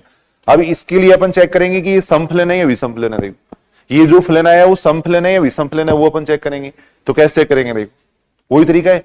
यहां तो 1 है, ये आ गया 2G, इसका मान निकालेंगे अपन। देखो इसका मान निकालते हैं। देखो इसका मान आपने को ये चेक करना है कि f प्लस 2G है वो क्या आएगा, समफलन आएगा या विषमफलन आएगा। तो f plus 2G minus x की इमेज निकाल रहा हूं। देखो इसका मान निकाल रहा हूं। इसको अपन क्या लिख सकते हैं, f माइनस एक्स और प्लस 2G माइनस एक्स लिख सकते हैं। देखो ऐसे अपन लिख सकते हैं। देखो अब f माइनस एक्स को क्या लिख सकते हैं, एफ एक्स लिख सकते हैं। देखो और 2G माइनस एक्स को अपन क्या लिख सकते हैं, जी एक्स लिख सकते हैं। देखो ये लिख सकते हैं। देखो कैसे भी चेक कर सकते हो, वैसे आप समफलन लेके कर लो, एक ही बात। अब इसको अपन क्या लिख सकते हैं, देखो ऐसे लिख सकते हैं, ए प्लस 2G, ए प्लस 2G ऐसे लिख सकते हैं।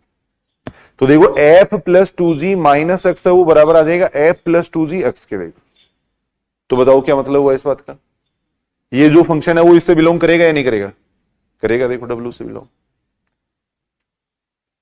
नीचे लिख देना ये ऐसे आ गया। अब नीचे लिख दो, देखो ये बात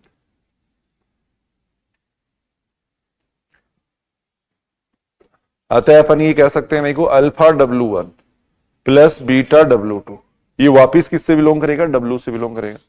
तो इसका मतलब ये किससे बिलोंग करेगा, W1 से बिलोंग करेगा। देखो W1 की तो एलिमेंट माने थे अपने को, तो इसका मतलब W1 क्या हो जाएगी, उपसमष्टि हो जाएगी। इसका मतलब W1 उपसमष्टि है। देखो इसी प्रकार आप सेकंड और थर्ड कर सकते हो। देखो सेकंड और थर्ड भी इसी प्रकार होंगे। अगर ये इस तरीके से समझ में नहीं आई तो फंक्शन वैसे ले लेना आप, या एक्स स्क्वायर ले लो या साइन एक्स या कोस एक्स ले लो, या एक्स स्क्वायर ले लो या कोस एक्स ले लो, फिर निकाल लो मान सीधा। ये समफलन ही तो है। सेकंड वाला भी इस तरीके से हो जाएगा, थर्ड वाला होगा या नहीं, वो भी हो जाएगा। देखो यहां सब जगह जीरो ले लेंगे अपन, थर्ड में क्या करोगे, देखो सुनो इधर, थर्ड के अंदर एफ और जी ऐसे फंक्शन है जिनकी इमेज किस पे आ रही है, जीरो पे, तो एफ एक्स बराबर हो जाएगा जीरो। देखो एफ एक्स बराबर जीरो हो जाएगा, जी एक्स बराबर जीरो हो जाएगा। देखो देखिए थर्ड वाला होगा या नहीं बताओ, देखिए इसके अंदर भी थर्ड में अगर अपन देखें तो देखो एफ और जी पर ऐसे फंक्शन लेंगे ताकि एफ एक्स बराबर जीरो, ये जीरो आ जाएगा, ये जीरो आ जाएगा। फिर अगर अपन इसका मान निकालेंगे तो ये जीरो जीरो आएंगे, तो वापिस जीरो आ जाएगा। फोर्थ वाला देखो देखिए हो जाएगा क्या, फोर्थ में अगर अपन देखें तो हो जाएगा क्या, फोर्थ में अपने को क्या करना है, देखो ऐसे लेना है अपने को। देखो अल्फा बराबर अपने ले लिया, एक ले लिया, बीटा बराबर दो ले लिया। देखो ये ले लिया। देखो W1 बराबर ले लिया अपने, F ले लिया, W2 बराबर ले लिया अपने, G ले लिया। देखो जहां एफ एक्स किसके बराबर है, 1 के बराबर है। देखो और जी एक्स क्या है, वो भी किसके बराबर है, 1 के बराबर है। देखो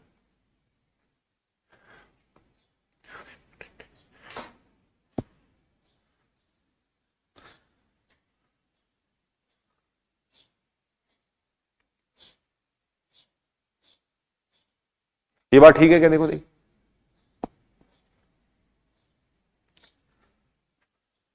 ये दोनों अपन ने उसके एलिमेंट लिए। देखो फोर्थ वाला अपन कर रहे हैं उसके एलिमेंट लिए। देखो अब अपन इसका मान निकालना चाह रहे हैं। देखो alpha W1 plus beta W2 का मान निकालना चाह रहे हैं। देखो इसका मान निकाल रहे हैं, अल्फा का मान रख दो, एक रख दो। देखो W1 की जगह मैंने कर दिया F कर दिया। देखो बीटा का मान 2 हो गया, W2 का मान कर दिया G कर दिया। देखो ये कर दिया। देखो इतना मान आ गया। देखो ये बात ठीक है।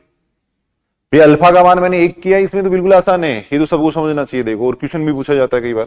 अल्फा बराबर अपने एक लिया, W1 का मान F ले लिया। देखो ये ले लिया। अब अपन इसको देखना चाह रहे हैं कि ये फंक्शन उसमें आएगा या नहीं आएगा। ये पूरा फंक्शन हो गया। देखो तो इसकी इमेज निकाल के देख लो, इसकी अपन इमेज निकाल के देख रहे हैं। देखो F प्लस 2G इसकी इमेज निकाल के देख रहे हैं। देखो भाई इसके अंदर कैसे फंक्शन है, W4 के अंदर कैसे फंक्शन है। देखो ऐसे फंक्शन है जिनकी इमेज किस पे जाती है, 1 पे जाती है। देखो W4 के अंदर ऐसे एलिमेंट है जिनकी इमेज किस पे जाती है, 1 पे जाती है। देखो तो F प्लस 2G एक्स का मान अपन निकाल रहे हैं। देखो कितना आ जाएगा इसका मान, इसको अपन लिख रहे हैं एफ एक्स प्लस 2GX, ये अपन लिख रहे हैं।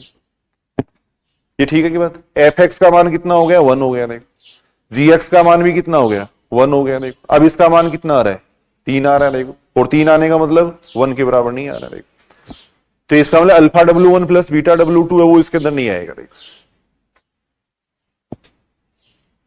दोबारा एक बार अपन देख लेते हैं। देखो भाई अपने को ये चेक करना है कि W4 इसकी उपसमष्टि है या नहीं, तो अल्फा और बीटा तो अपन लेंगे F के एलिमेंट। देखो W1 W2 लेंगे W के एलिमेंट। देखो अब W1 के अंदर ऐसे फंक्शन दे रखे हैं। देखो ऐसे फंक्शन है जिनकी इमेज किस पे जाती है, 1 पे जाती है। देखो ऐसे फंक्शन है जिनकी इमेज 1 पे जाती है, तो अपन ने W1 बराबर F ले लिया, W2 बराबर G ले लिया, और W1 और W2 दोनों उसके एलिमेंट मान लें। इसका मतलब दोनों की इमेज कहां पे जाएगी, 1 पे जाएगी। अब अपन इसका मान निकाल रहे हैं। देखो इसको सोल्व करेंगे, इतना आ गया। देखो बात ठीक है क्या। देखो अब फिर इसका मान निकाला। देखो अब इसकी इमेज अगर देखें तो 1 नहीं आ रही। देखो इस फंक्शन की, ये पूरा फंक्शन ही तो हो गया। इस पूरे फंक्शन की इमेज अगर अपन देखें तो 1 अगर आ जाती तब ये फंक्शन इसमें डिपेंड करता। देखो तब इससे बिलोंग करता। देखो अब यहां अपन देख रहे हैं इससे बिलोंग नहीं कर रहा है।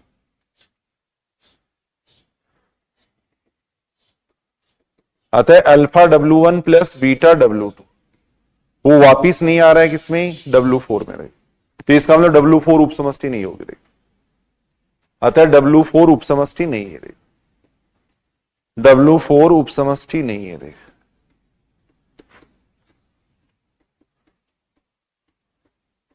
W4 उपसमष्टि नहीं होगी, ये अपन कह सकते हैं। W4 उपसमष्टि नहीं है। देखो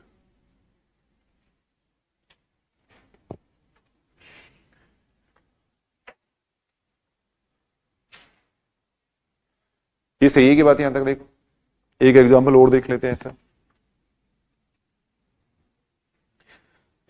क्वेश्चन अपन देख रहे हैं, मेरे को ये देख रहे हैं, देखो M2R है, वो क्या देखो 2 क्रॉस 2 वास्तविक मैट्रिक्सों का समुच्चय देखो, 2 क्रॉस 2 वास्तविक मैट्रिक्सों का समुच्चय है देखो,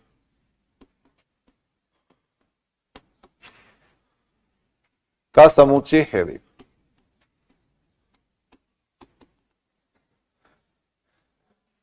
तथा F बराबर अपने को दे रखा है R दे रखा है, F बराबर R दे रखा है। तब अपने ये एक सदिश समष्टि हो जाएगी। देखो मैट्रिक्सों का समुच्चय वो भी हमेशा क्या बनाता है, एक सदिश समष्टि बनाता है। ये एग्जाम्पल अपन पढ़ चुके हैं पहले। देखो तब अपने को ये चेक करना है, देखो तब सदिश समष्टि M2R की उपसमष्टि कौन सी नहीं है। देखो कि उपसमष्टि नहीं है ये पूछा गया। देखो कि उपसमष्टि नहीं है ये पूछा गया। देखो ये पूछा गया कि उपसमष्टि कौन सी नहीं है। देखो ऑप्शन ऐसे दे रखे हैं। देखो पहला ऑप्शन ये दे रखा है, देखो W1 के अंदर अपने को ऐसी मैट्रिक्स दे रखे हैं, देखो जिनका ट्रांसपोज वापिस होता है A के बराबर। देखो W1 के अंदर ऐसी मैट्रिक्स दे रखे हैं। देखो W2 के अंदर अपने को ऐसी मैट्रिक्स दे रखी है जिनका ट्रांसपोज होता है -A के बराबर। देखो ऐसी मैट्रिक्स दे रखी है। देखो W3 के अंदर अपने को ऐसी मैट्रिक्स दे रखी है जिनका सारणिक होता है 0 होता है। देखो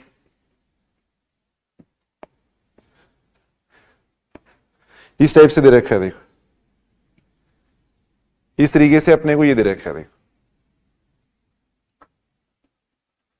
फोर्थ लिख रहे हैं, इनमें से कोई नहीं। देखो या सभी लिख देता हूं, सभी फोर्थ लिख देता हूं, सभी।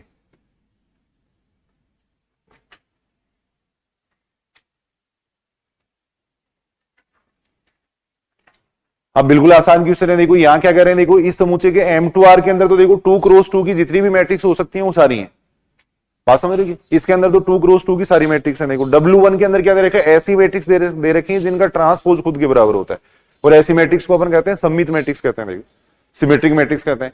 यदि किसी मैट्रिक्स का ट्रांसपोज अगर -A के बराबर आता है तो ऐसी मैट्रिक्स को अपन कहते हैं विषम सममित मैट्रिक्स कहते हैं। देखो ये अपने को दे रखा है। देखो तो अपने को ये पूछा गया कि इनमें से कौन सी उपसमष्टि नहीं है, बताओ। देखिए चेक कर लो, बिल्कुल आसानी से चेक कर सकते हो आप। वही अपने को पहले को चेक कर रहे हैं। अल्फा बराबर 1 ले लो, बीटा बराबर 2 ले लो। अब ऐसी दो मैट्रिक्स मान लो जो सममित मैट्रिक्स हो, या तो ऐसे कर लो आप, या वैसे जनरली A और B दो मैट्रिक्स मान के वैसे कर लो, चाहिए एक ही बात है। जनरली दो मैट्रिक्स मान के वैसे आप कर सकते हो। सिंपल तरीका यही रहेगा। देखो एक मैट्रिक्स ले लेते हैं अपन, A बराबर अपन ने ये मैट्रिक्स ले ली। देखो A बराबर सममित मैट्रिक्स लेनी है तो यहाँ 1 2 ले लो, यहाँ 3 3 ले लो। देखो फिर सममित मैट्रिक्स में ये एलिमेंट तो कोई भी हो सकते हैं, ये दोनों एलिमेंट सेम होते हैं। देखो तो A बराबर अपन ने ले लिया। देखो ऐसे B बराबर ले लिया, मान लो यहाँ 3 4 ले लिया, यहाँ ले लो 5 5 ले लो। देखो ये ले लिया। ये एलिमेंट लिए अपन ने किसके, देखो W1 के एलिमेंट लिए। देखो सममित मैट्रिक्स का मतलब है जिसका ट्रांसपोज खुद के बराबर हो। सममित मैट्रिक्स में डायगोनल एलिमेंट कुछ भी ले सकते हैं, ये दोनों एलिमेंट सेम होते हैं। देखो ये दोनों सममित मैट्रिक्स हैं या नहीं है। अब इसका मान निकाल के देखो। देखिए alpha W1 plus beta W2 का मान निकालो। देखो इसका मान निकालो। देखो इसका मान निकालो। देखो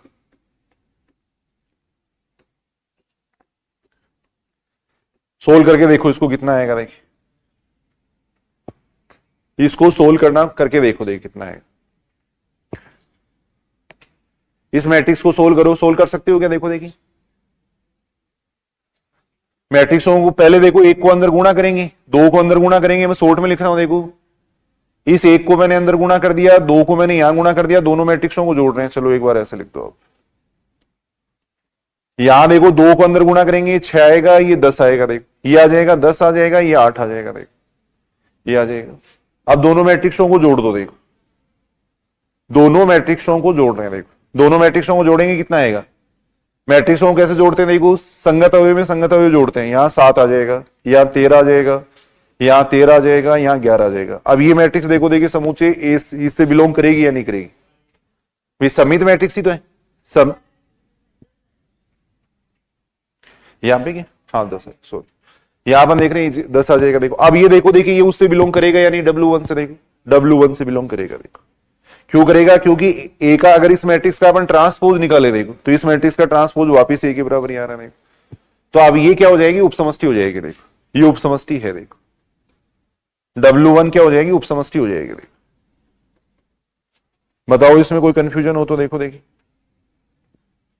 अल्फा का मान ले लिया, बीटा का मान ले लिया, W1 और ये ए और बी दोनों मैट्रिक्स अपने W1 से ले लें। देखो अब इसका मान निकालें तो इसका मान भी क्या आना चाहिए, वापिस W1 में अगर आ जाएगा तब तो है उपसमष्टि, वरना नहीं है। देखो तो यहां पर देख रहे हैं आ रहा है वापिस।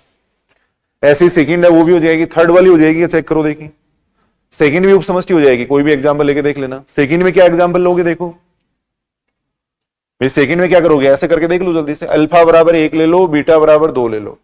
ये तो अपने ले लिया आर के एलिमेंट। देखो W1 बराबर क्या लेंगे, देखो विषम सममित मैट्रिक्स है। जिन लोगों ने मैट्रिक्स नहीं पढ़ा देखो पढ़ेंगे अभी अपन। विषम सममित मैट्रिक्स का मतलब क्या होता है, जो डायगोनल एलिमेंट है वो तो जीरो होते हैं। देखो विषम सममित मैट्रिक्स के डायगोनल एलिमेंट हमेशा जीरो होंगे। यहां जैसे अपने 1 ले लिया तो यहां लेना पड़ेगा -1। देखो ये लेंगे। देखो W2 बराबर अपने ले लिया, देखो यहां ले लिया अपने 0 0, यहां जैसे 2 ले रहे हैं तो यहां लेना पड़ेगा -2। देखो ऐसे तो आएंगे एलिमेंट। विषम सममित मैट्रिक्स के डायगोनल एलिमेंट जीरो होते हैं हमेशा। देखो ऐसी दो मैट्रिक्स अपने को लेनी थी। देखो ये अपने लिए कहां से, W2 से लिए अपने। देखो ये दोनों विषम सममित मैट्रिक्स है, दोनों विषम सममित मैट्रिक्स हैं। देखो विषम सममित मैट्रिक्स का मतलब क्या होता है, उसका ट्रांसपोज है वो बराबर होना चाहिए -1 के। देखो तो इसका ट्रांसपोज -1 के बराबर आ जाएगा। देखो अब इसका मान निकाल लो, alpha W1 plus beta W2 का। देखो alpha W1 plus beta W2 का मान निकालेंगे। देखो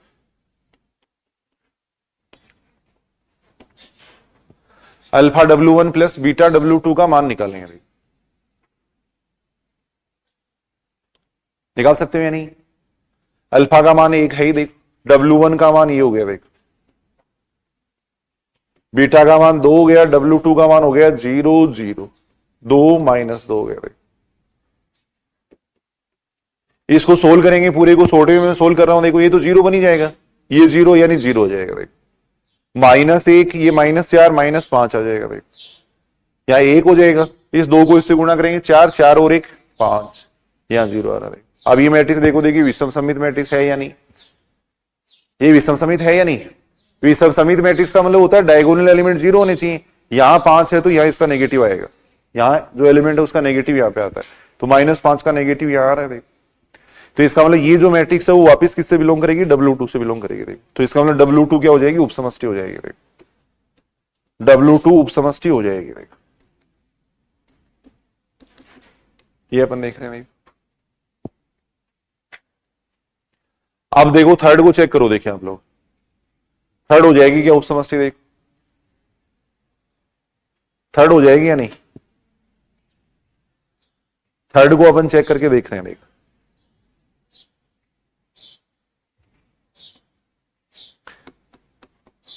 अल्फा बराबर 1 ले लिया, बीटा बराबर 2 ले लिया, ये तो अपने ले लिया आर के एलिमेंट ले लिए। देखो अल्फा बराबर 1 बीटा बराबर 2, ये तो अपने लिए आर के एलिमेंट। देखो अब ऐसी दो मैट्रिक्स लो जिनका सारणिक 0 होता है, ऐसी दो मैट्रिक्स मानो जिनका सारणिक 0 होगा।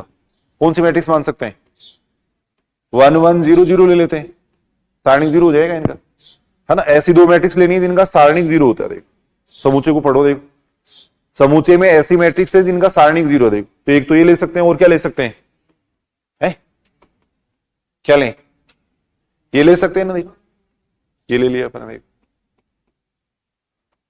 देखो सारणिक 0 आ जाएगा। देखो अब उसका मान निकालो, देखिए उसका सारणिक 0 आ जाएगा क्या। Alpha W1 plus beta W2 का मान निकाल लो, alpha W1 plus beta W2 का मान निकाल लो। देखो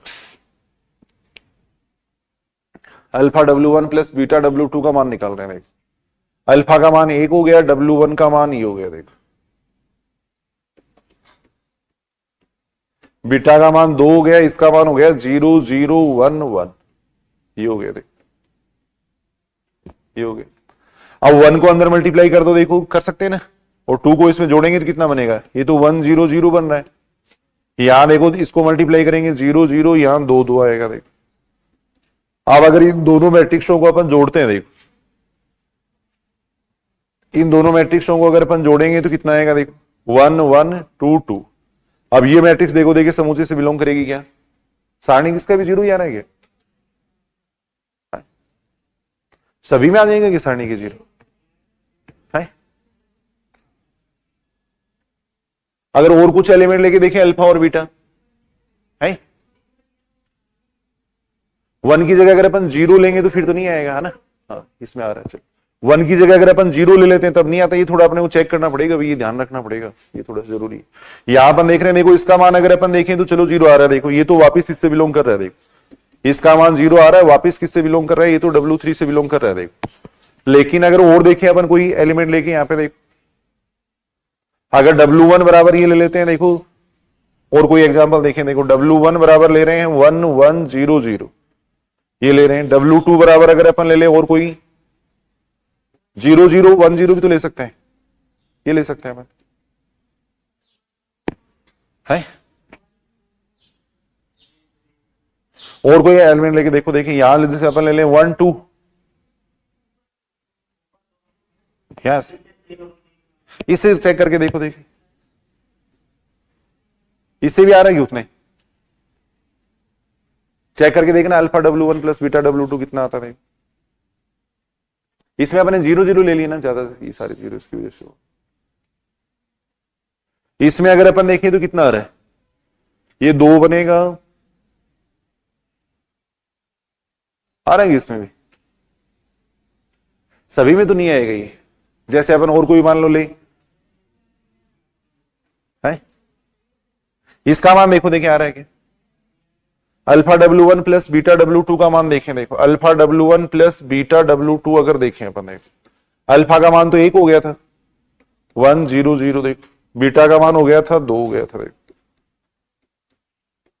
अब इसका मान अगर अपन देखें तो देखो ये 1 बन रहा है, ये 2 यानी 3 बन जाएगा, देखो यहां 1 आ रहा है या 5 आ जाएगा, देखो यहां 0 आ रहा है, यहां पे 2 आ रहा है, देखो ये 0, ये कितना आ रहा है 4 आ रहा है, देखो नहीं आ रहा है इसका मान 0, इसका सारणी का मान 0 नहीं आ रहा है, देखो तो ये थोड़ा सा अपन देखना पड़ेगा। देखो कोशिश ये करनी है ऐसे एग्जाम्पल लें कि ये वापिस सदिश उपसमष्टि नहीं हो, देखो ये तो अपन देखते हैं हमेशा, देखो तो इसका मतलब ये सदिश उपसमष्टि नहीं होगी, देखो ये सदिश उपसमष्टि नहीं है, देखो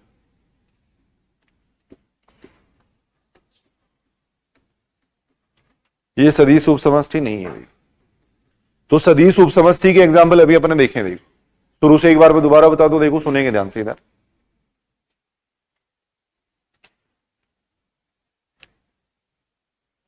सदिश उपसमष्टि चेक करने बिल्कुल आसान है, देखो सदिश समष्टि जैसा कुछ भी नहीं है इसके अंदर, बस केवल अपने को 2 बातें देखनी है। देखो W क्या होना चाहिए, पहली बात तो V का एरिक्त उपसमुच्चय होना चाहिए, देखो VF एक सदिश समष्टि है, W क्या होना चाहिए, V का नॉन इम्पटी सबसेट होना चाहिए, देखो तब W को अपन क्या कहेंगे, V की उपसमष्टि कहेंगे। यदि W खुद क्या है, सदिश योग और अदिश गुणा के सापेक्ष सदिश समष्टि है, देखो ये खुद भी एक सदिश समष्टि होनी चाहिए, देखो और W V का सबसेट होना चाहिए, तब W को अपन कहते हैं V की उपसमष्टि कहते हैं।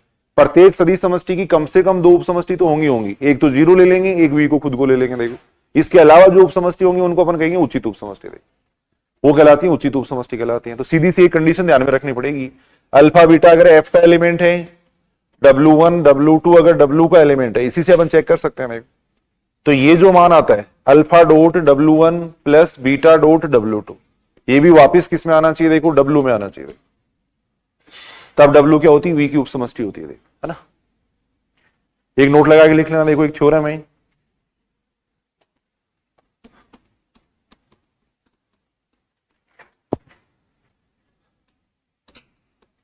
यदि W1 कैपिटल लिखना, देखो ये समूचे हैं, यदि W1 व W2 सदिश समष्टि, सदिश समष्टि, सदिश समष्टि VF की उपसमष्टि है, देखो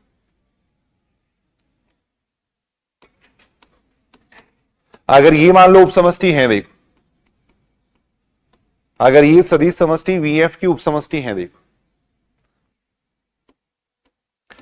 तब W1 इंटरसेक्शन W2 है, वो भी क्या आएगी, उपसमष्टि आएगी, देखो W1 इंटरसेक्शन W2 भी क्या होगी, VF की उपसमष्टि होगी, देखो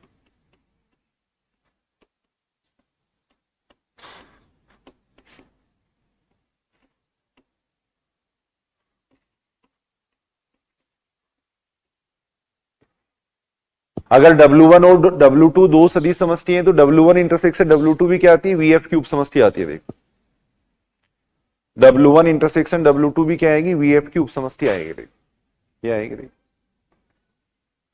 ये बात सही है क्या, देखो देखो W1 प्लस W2 है ना, आगे अपन डिफाइन करेंगे इसको W1 प्लस W2 को। अगर दोनों सदिश समष्टियों को जोड़ेंगे तो वो भी VF की उपसमष्टि होगी। देखो W1 प्लस W2 का मतलब होता है एक एलिमेंट W1 का ले लो, एक एलिमेंट W2 का ले लो, दोनों को जोड़ो, जोड़ने पे जो बनेंगे उनको अपन कह रहे हैं W1 प्लस W। ये भी VF की उपसमष्टि होगी। देख ये भी VF की उपसमष्टि होगी। देख लेकिन यूनियन का उपसमष्टि होना आवश्यक नहीं है। देख परंतु अगर अपन देखें, देख W1 यूनियन W2 ऐसे लिख लो, नहीं लिखा, W1 W2 लिख देता हूं। W1 यूनियन W2 का VF का उपसमष्टि होना आवश्यक नहीं है। VF का उपसमष्टि होना आवश्यक नहीं है।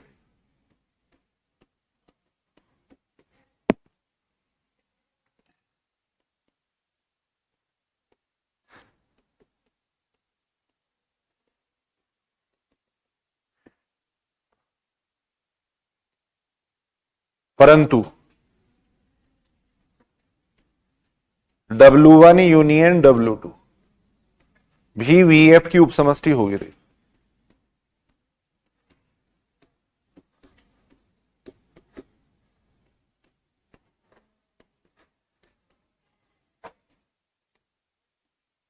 यदि W1 सबसेट है W2 या W2 सबसेट है किसका, W1। ये एक इंपॉर्टेंट बात है। देखो ऐसा ही अपन सब ग्रुप में भी देखते हैं। देखो H1 और H2 अगर G के सब ग्रुप है तो यूनियन का सब ग्रुप होना आवश्यक नहीं है, लेकिन यूनियन भी सब ग्रुप होता है कब, यदि H1 सबसेट हो H2 का या H2 सबसेट हो H1 का। देखो तो वैसे ही W1 यूनियन W2 भी VF की उपसमष्टि होगी यदि W1 सबसेट है W2 का या W2 सबसेट है W1 का। तो ये कंडीशन इंपॉर्टेंट है। देखो पूछी भी जा सकती है, ये कंडीशन पूछी जा सकती है। देखो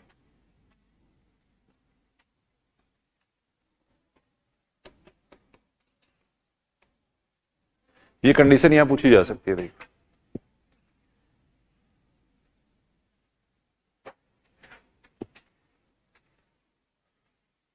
W1 यूनियन W2 का VF का उपसमष्टि होना आवश्यक नहीं है। देखो लेकिन W1 यूनियन W2 है वो भी क्या हो सकती है, VF की उपसमष्टि हो सकती है यदि W1 सबसेट हो W2 का या W2 सबसेट हो W1 का। देखो अगर ऐसा है तब हो जाएगी। देखो तब W1 यूनियन W2 भी क्या आएंगी, VF की उपसमष्टि आएगी। देखो एक एग्जांपल देखते हैं। देखो इसका अपन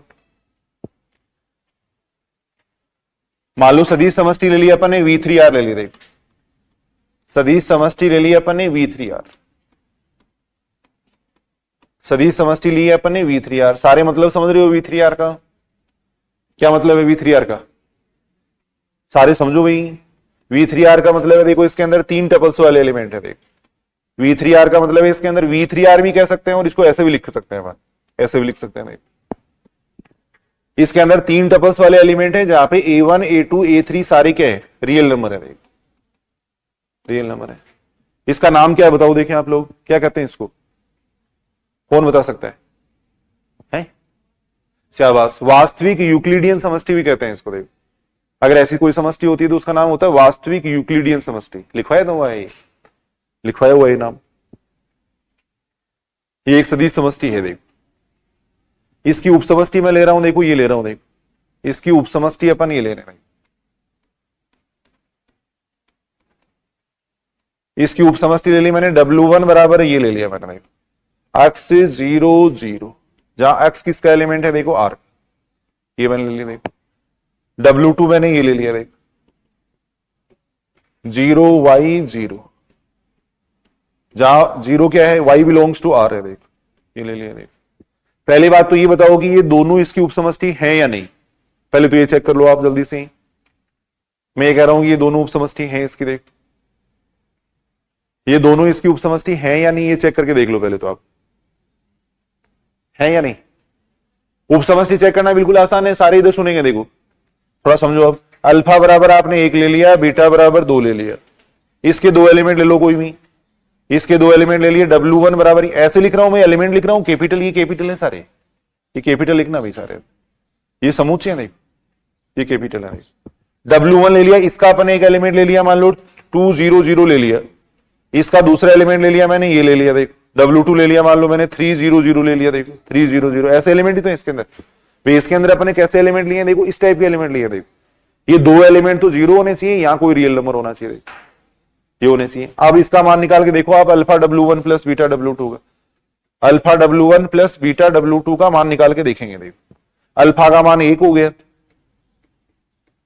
बीटा का मान 2 हो गया। देखो तो ये ऐसे लिखने की जरूरत नहीं है, वैसे ही समझने के बता रहे हैं। ये कितना हो जाएगा, देखो पूरा कर देखें तो 8 0 0 आएगा। अब ये देखो, देखिए उसमें आ रहा है नहीं आ रहा है, आ रहा है, तो ये उपसमष्टि है, सीधा ही कर देते हैं अपन, ये उपसमष्टि है। देखो ये दोनों ही उपसमष्टि है। देखो अब ये देखो, देखिए यूनियन उपसमष्टि आ जाएगा क्या इनका, ये तो ऐसे समझाने के लिए बताया मैं, लिखो तो लिख लो। अब यूनियन निकाल के देखो, यूनियन इसका उपसमष्टि आ जाएगा क्या, ये दोनों उपसमष्टि है। देखो W1 यूनियन W2 अगर अपन देखें तो देखो W1 यूनियन W2 के अंदर किस टाइप के एलिमेंट आएंगे, देखो W1 यूनियन W2 के अंदर दोनों का यूनियन लेके लिखेंगे ना, तो उसके अंदर किस टाइप के एलिमेंट आएंगे, अक्स 0 0 टाइप के एलिमेंट भी आएंगे और 0 y 0 टाइप के एलिमेंट भी आएंगे। देखो जहां पे x और y क्या होंगे, बिलोंग्स टू R होंगे, देखो ये होंगे। देखो यूनियन का मतलब इसमें और इसमें जितने भी एलिमेंट है सबको मिला के लिख देंगे अपन। जैसे यहां 1 0 0 है, यहां मान लो 0 1 0 है, तो दोनों ही आएंगे। जोड़ना नहीं है, अपन जोड़ नहीं रहे हैं, अपन तो यूनियन ले रहे हैं इनका। यूनियन का मतलब इसमें और इसमें जितने भी एलिमेंट है उन सबको अपन मिला के लिख रहे हैं। देखो इसमें और इसमें जितने भी एलिमेंट है उन सबको अपन मिला के लिख रहे हैं। देखो ये बात सही है क्या, देखो देखो इसमें और इसमें जितने भी एलिमेंट है उन सबको मिला के मैंने यहां लिख दिया, इसको अपन कह रहे हैं यूनियन कह रहे हैं। देखो अब देखो, देखिए W1 यूनियन W2 हो जाएगी क्या VF की उपसमष्टि, वही चेक करने का तरीका है। अल्फा बराबर तो 1 ले लो, बीटा बराबर 2 ले लो। देखो अल्फा बराबर 1 ले लिया, बीटा बराबर 2 ले लिया, देखो ये ले लिया। देखो W1 बराबर मान लो, W1 बराबर मान लेते हैं अपन, क्या माने 2 0 0 ले सकता हूं ना मैं यहां से। W1 बराबर ले लिया मैंने, 2 0 0 ले लिया। W2 बराबर ले लेते हैं अपन, W2 बराबर ले लेते हैं 0 3 0 ले लेते हैं। देखो ये ले लेते हैं, ये ले लिया मैंने। W1 मैंने यहां से एक एलिमेंट ले लिया, W2 मैंने यहां से एक एलिमेंट ले लिया, ले सकते हैं ऐसा एलिमेंट अपन। देखो अब alpha W1 plus beta W2 का मान निकालो। देखो alpha W1 plus beta W2 का मान निकाल के देखो। देखो alpha W1 plus beta W2 का, देखो इसका मान निकालो। देखो alpha W1 plus beta W2 का मान निकालो। देखो कितना आ जाएगा, अल्फा की जगह तो 1 कर दिया अपने, W1 का मान हो गया 2 0 0। देखो बीटा का मान 2 कर दिया, W2 का मान हो गया 0 3 0। देखो ये हो गया। देखो अब इसको पूरे को सोल्व कर लो। देखो अगर पूरे को सोल्व करेंगे तो यहां तो 2 आ रहा है और ये 0 आ रहा है, तो यहां कितना आएगा, बात समझ रहे हो ना सारे। देखो यहां अगर अपन देखें तो ये कितना आ रहा है, देखो 1 को अंदर गुणा करेंगे 2 0 0 आ रहा है। देखो यहां 2 को अंदर गुणा करेंगे 0, ये 6 हो जाएगा और ये 0 हो जाएगा। देखो ये हो जाएगा। देखो अब इन दोनों को अगर अपन जोड़ेंगे तो दोनों को जोड़ने पे कितना आ रहा है, देखो 2 आ रहा है, 6 आ रहा है, 0 आ रहा है।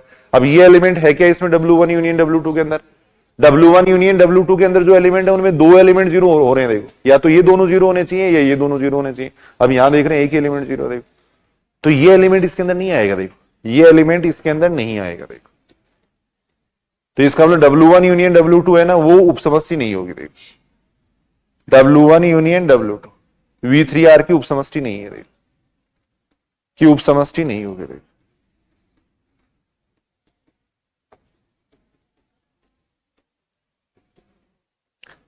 W1 यूनियन W2 है, वो V3R की उपसमष्टि नहीं है।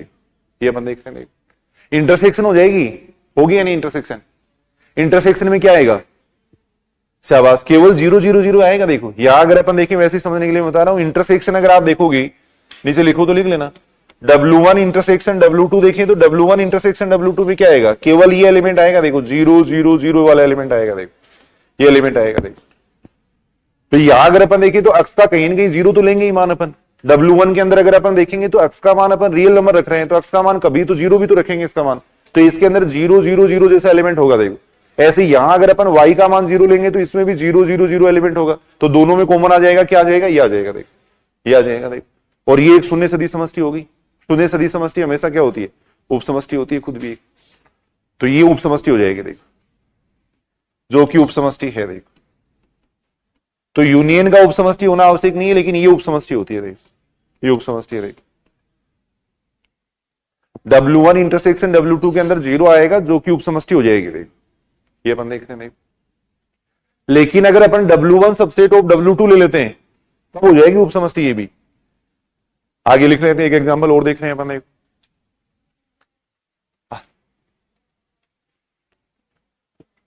भाई W1 और W2 का यूनियन है, वो उपसमष्टि होना आवश्यक नहीं है, लेकिन W1 और W2 ऐसी उपसमष्टि है कि W1 कंटेंट हो रहा है W2 के अंदर, या W2 कंटेंट हो रहा है W1 के अंदर, तब उपसमष्टि हो जाएगी। देख, एक एग्जांपल और देखते हैं। देख,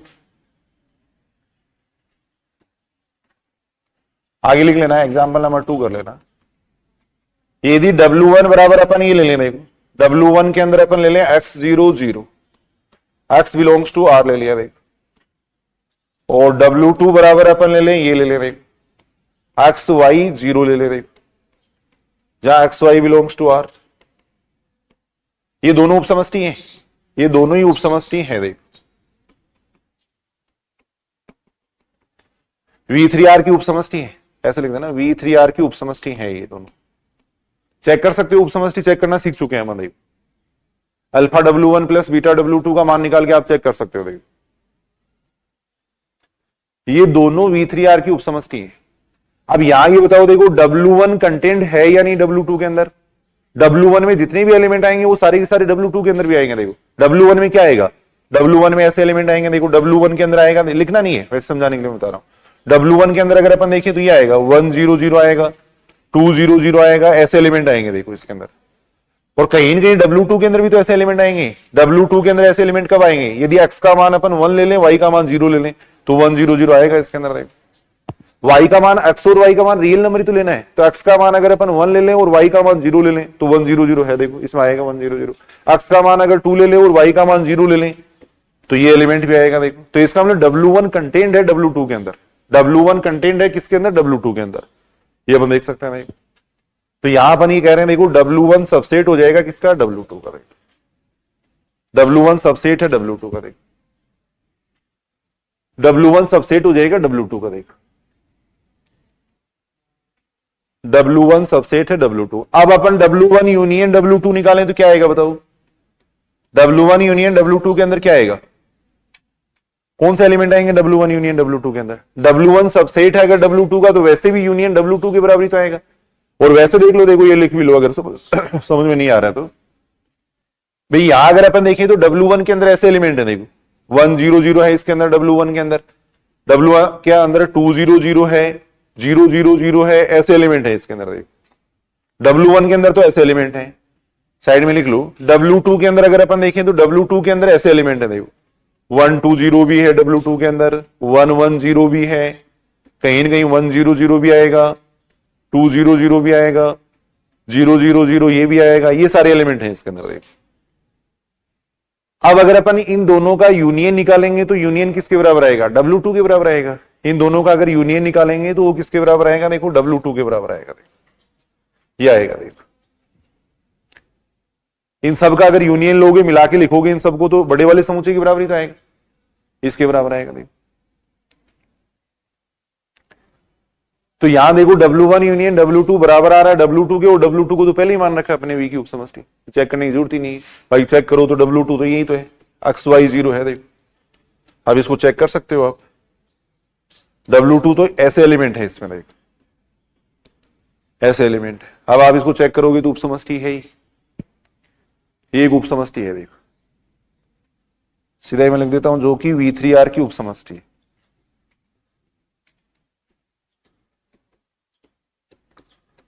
जो कि V3R की उपसमष्टि है। ये अपन कह रहे हैं।